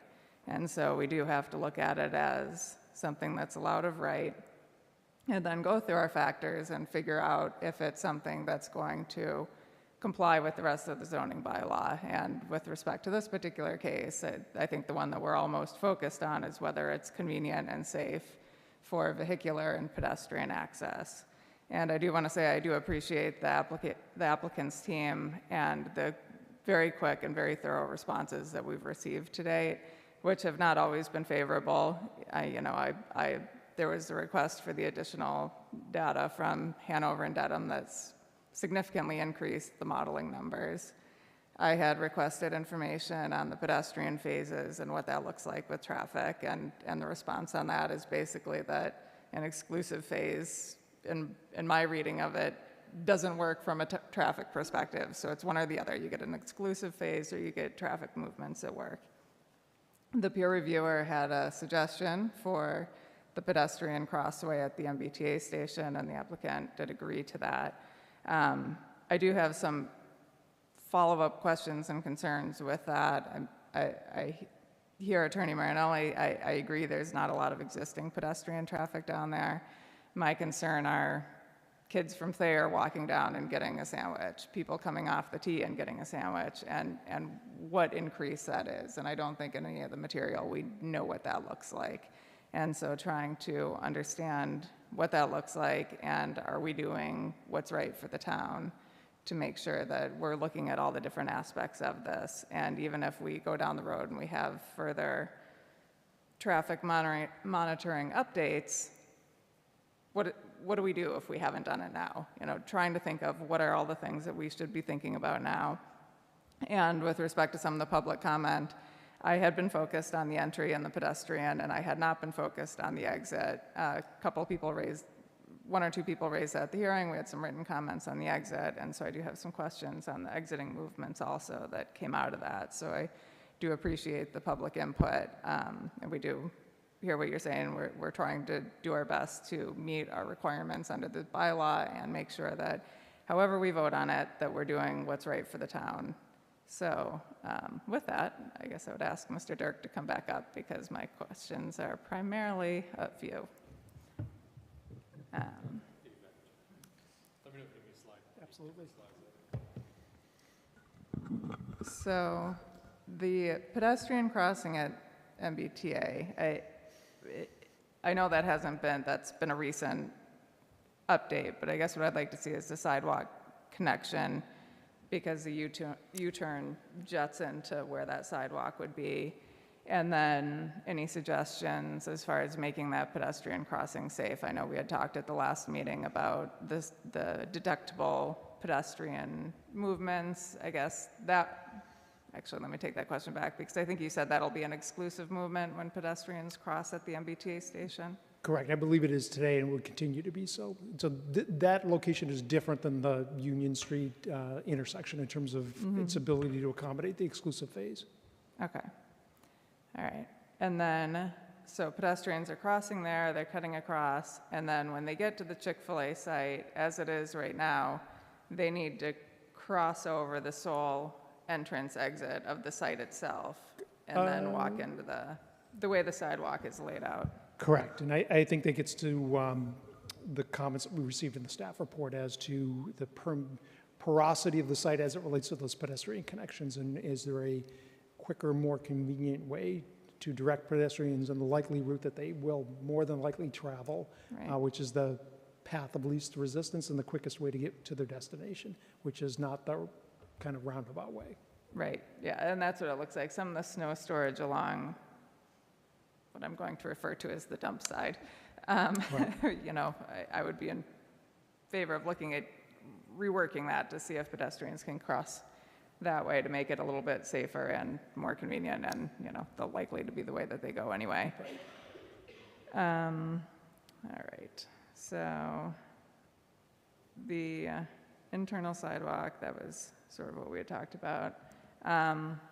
So as far as the exiting goes, the traffic circulation shows that 90% of the people leaving the site are going somewhere other than south on Route 3, which means that they're traveling further around the traffic circle than just that right lane and right onto the highway, is what I've gotten I don't know, one of the figures that were in both of your packets, but in the most recent letter also.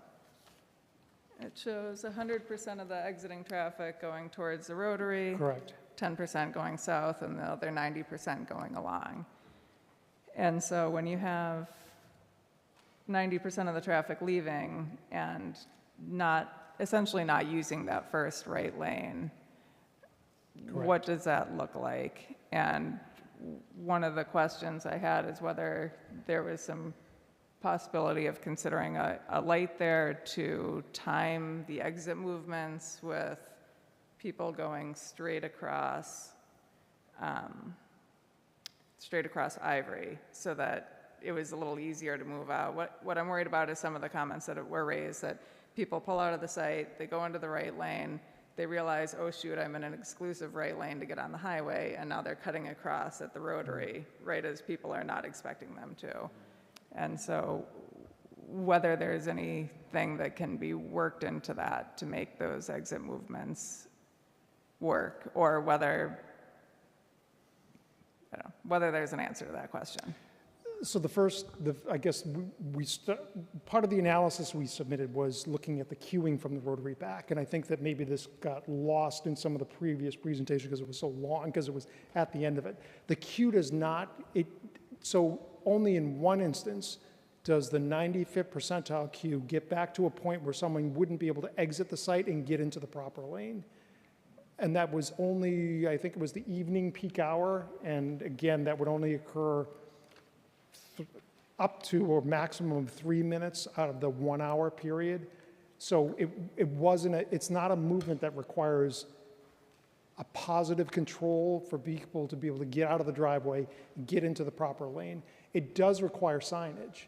And I think that's one of the things that we had committed to doing was, enhancing, as we're looking at improvements along Union Street, is to provide probably better guidance internal to the site, but also as you're exiting to know what the proper lane is to get into once you've exited. So I think we'll be providing enhanced wayfinding signs, but the analysis as it relates to queuing from the Rotary doesn't suggest that this is going to be something on a regular occurrence, that you won't be able to get out of the site and actually get into the lane, because the queue only extends probably about 125 to 150 feet from the Rotary where the yield line is back, which does not get back to the driveway. It's only, again, 3 minutes out of the 1 hour period, I believe during the evening, when it would actually get back to the point where it was at or a little beyond the driveway, that you would need to kind of wait to get into the proper lane. But whether you could or couldn't, wouldn't it usually be faster to take the right into your immediate lane and then push yourself over as people are getting on the highway? It may be, but the queue doesn't get back to the point where you're at a point where it's like a solid white line. And a solid white line doesn't mean you can't cross it. It means you can cross it if you need to. So it's not implying that you can't cross it if you need to get over later.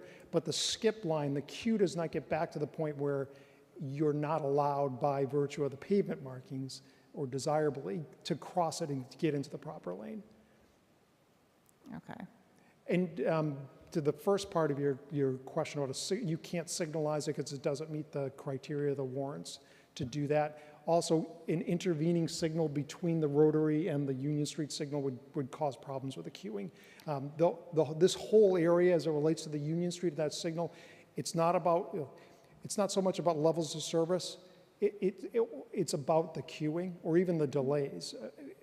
It's going to be acceptable to have increased delays on certain movements there in order to manage the queuing much better than it occurs today. So this whole area and that short segment is all about queuing. Everything there is about queuing.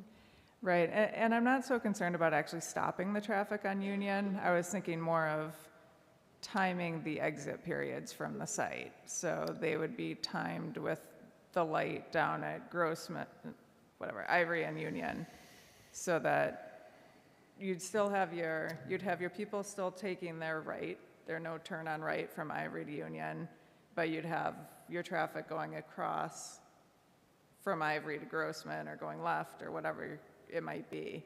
You would have less traffic than the people who are going straight across Union. And so you'd be sort of timing when people could leave the site for when there was less traffic driving down Union.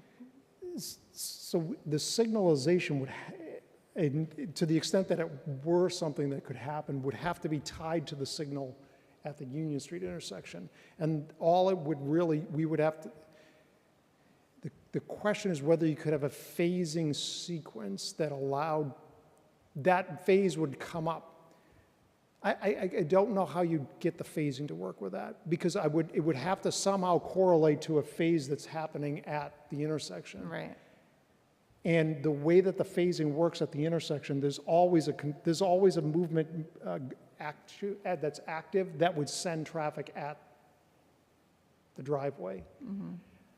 So I'm not sure that it could really get it to work from a practical perspective, but I understand what you're saying. It's like, it's metering. You're metering that traffic, and somehow the metering is tied to the capacity, essentially, how much traffic is approaching the driveway. So you want to let people leave when there's a low volume approaching the driveway, and then let them come out.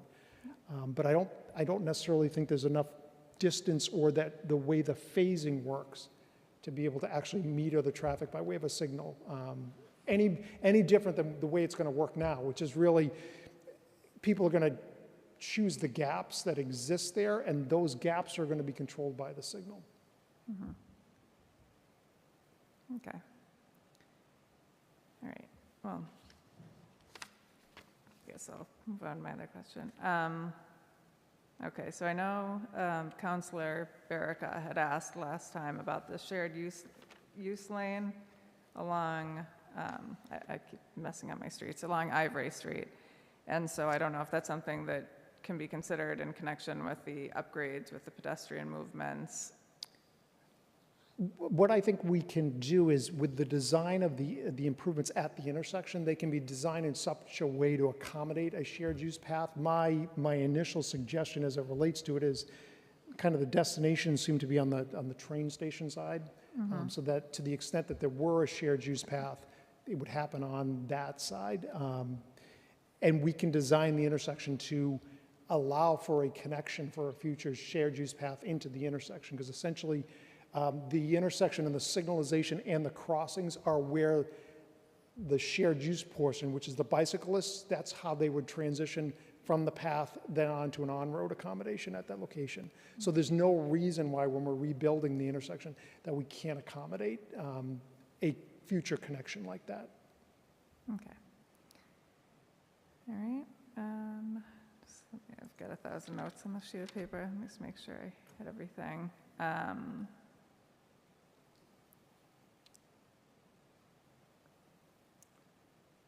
Yeah, I think that's basically it for the questions from the traffic standpoint. You know, still concerned with the volumes themselves and then the exiting, but I understand the response. So just think about that, and I would ask, if appropriate, have Mr. Lucas take a look at the safety of that. It might have already been done and answered, but that would just be one open item. And then as far as well, I guess this will be more for staff. We had talked about grand opening and police detail and potentially reaching out to the police department about the bank itself, I guess. I don't know how that works as far as police detail mitigation from the applicants, but whether the police department can give us an estimate to work into a potential condition on what they would think would be appropriate police detail mitigation.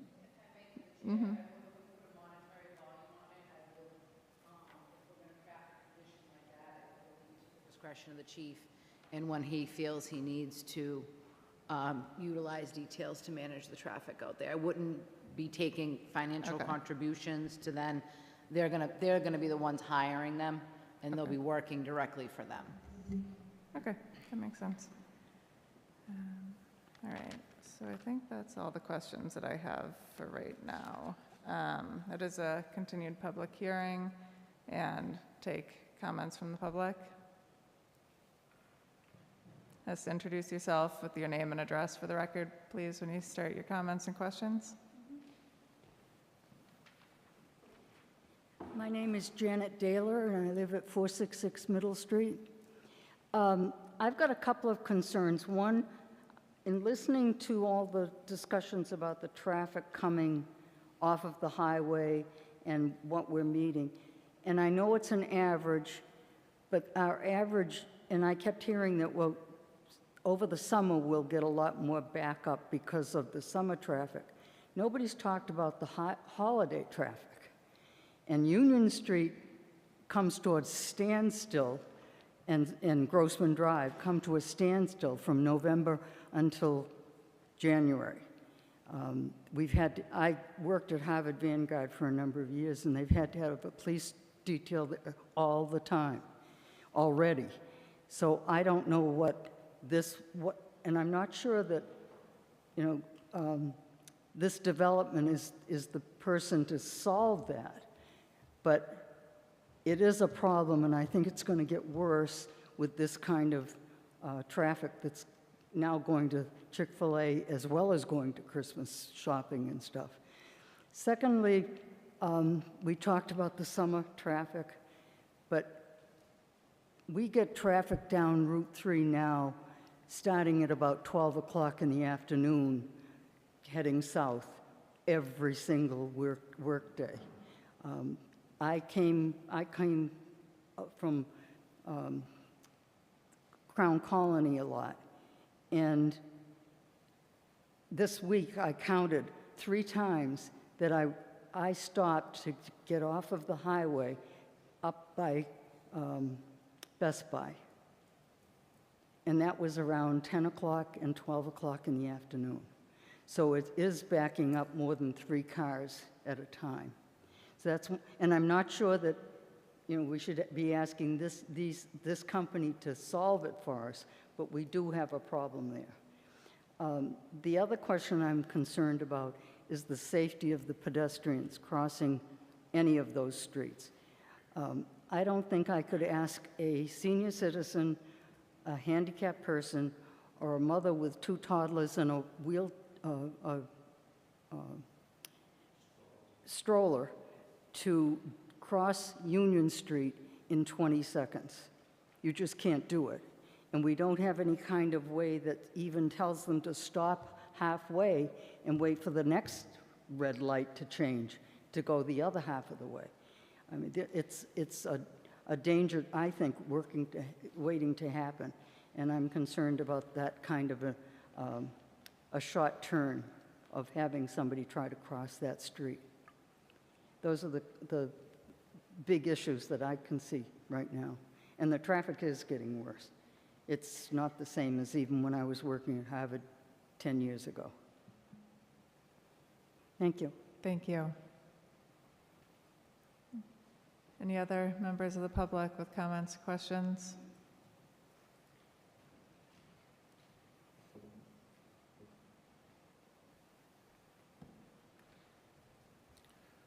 Bob Durgan, 31 Totnes Road. Does anyone really believe that this isn't going to create a traffic nightmare that doesn't have a financial interest in it? Just Google Chick-fil-A. I've been up here before, I know, so I won't go on and on. But in dozens of cities, they've created a traffic nightmare. And I don't know why they think it's going to be better in Braintree. Some of them have been able to change the patterns and fix some of the wrongs, but some have now into years and years with Chick-fil-A trying to get it changed. And what I can see from where it's going, there's no options. You're not going to move Route 3 unless you're going to do something with the dump behind you. You have the T on the other side. That's not going anywhere. What's plan B when this doesn't work? If you just think about it, it's got to be one of the worst businesses to put there. I just want to start with if we could put up the traffic dispersal slide for a moment, because I think it's very misleading.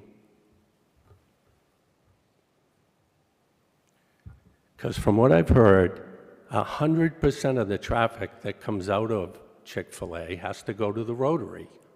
Where are they on this map? They're already conveniently back on the other side of Braintree. There's the site. All this is going to add to all of this until it gets over to that side. Am I missing something, or is that not true? So I'll make it short because we've been here too long. We've listened to the same people talk and tell us how wonderful it is. So I just wish you would do everything as a board.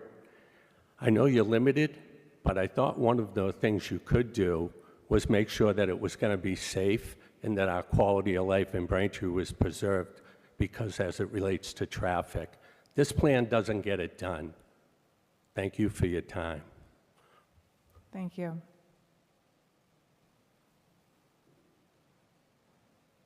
there any other members of the public? State your name and address, please. Sure. Kathy Werner, 466 Middle Street. Follow-up question to the numbers here. So if 100% take a right out of the site, 10% go south on Route 3, 15% cross Union Street and continue towards the landing, 20% is going back onto North. You've got 25% of the people going right past the site again in the U-turn site, if I'm reading that correct. So that further compounds the delay of all the people that are making the U-turn. And I do believe they built that in, that with the Okay. traffic distribution, with the double. Okay. But That was my point. I do agree. Thank you.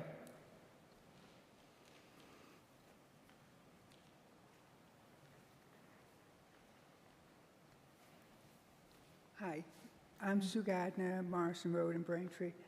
Not to beat a dead horse, but like they were saying about the traffic, if you're coming from Union and then you take the left turn to go onto Ivy, when you go up Ivy, so that little impasse that goes to the recycling and also to the dump, the Capital dump trucks back up in there, and then it flows out like they said. Are they going to make that, extend that longer or redo that so it goes, like more people can get in that U-turn to turn because it's backed up?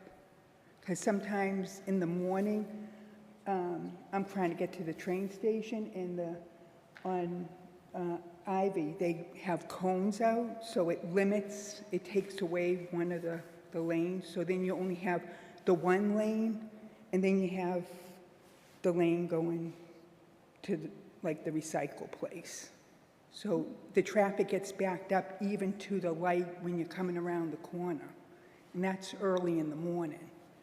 But it's not every day, it's just when the MBTA is, they're doing construction too for the garage, which has been going on for about 3 years. So that's something to take into consideration.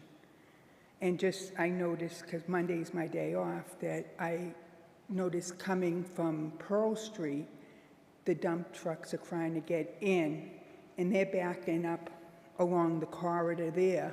So cars are going around them to get, so then they're in the middle lane, or they're in the other lane to take the left to go into the train station. So traffic is a problem, and it just seems that you might need to, I don't know, widen. You know, I know you want to put sidewalks and all that in, but it seems like you need more space to accommodate the flow of all the traffic that's already there, never mind what potentially can be coming. And, you know, it's already, you know, backed up with the MBTA. So, I mean, traffic's a big thing. I know you're looking at the pedestrian crosswalks and all that, which is great. But I think that the traffic is a problem just right now.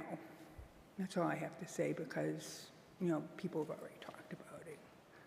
Thank you. Thank you. And yeah, I'm not down that way in the morning, so I don't know the trucks. But the current proposal does have another U-turn lane that's a little bit earlier. Yeah, it's just, you know, trying to get to work in the morning is already, you know, a disaster. Thank you. That's at 6 o'clock in the morning, trying to get the 6 o'clock train. Any other members of the public with any comments or questions?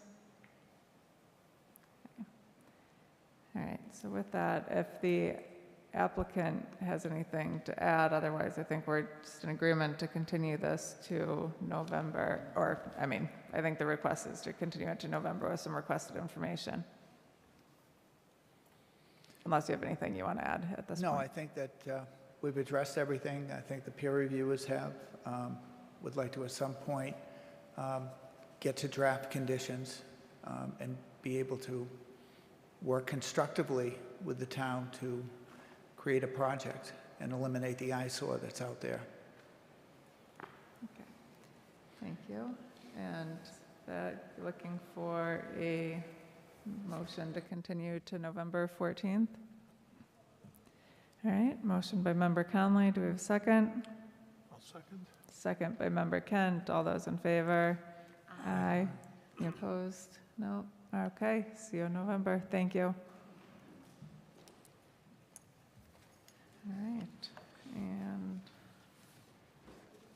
we already went through all of our old new business, so now we just need a motion to. Boogie out the door. All right, motion to adjourn by member Grove, a second.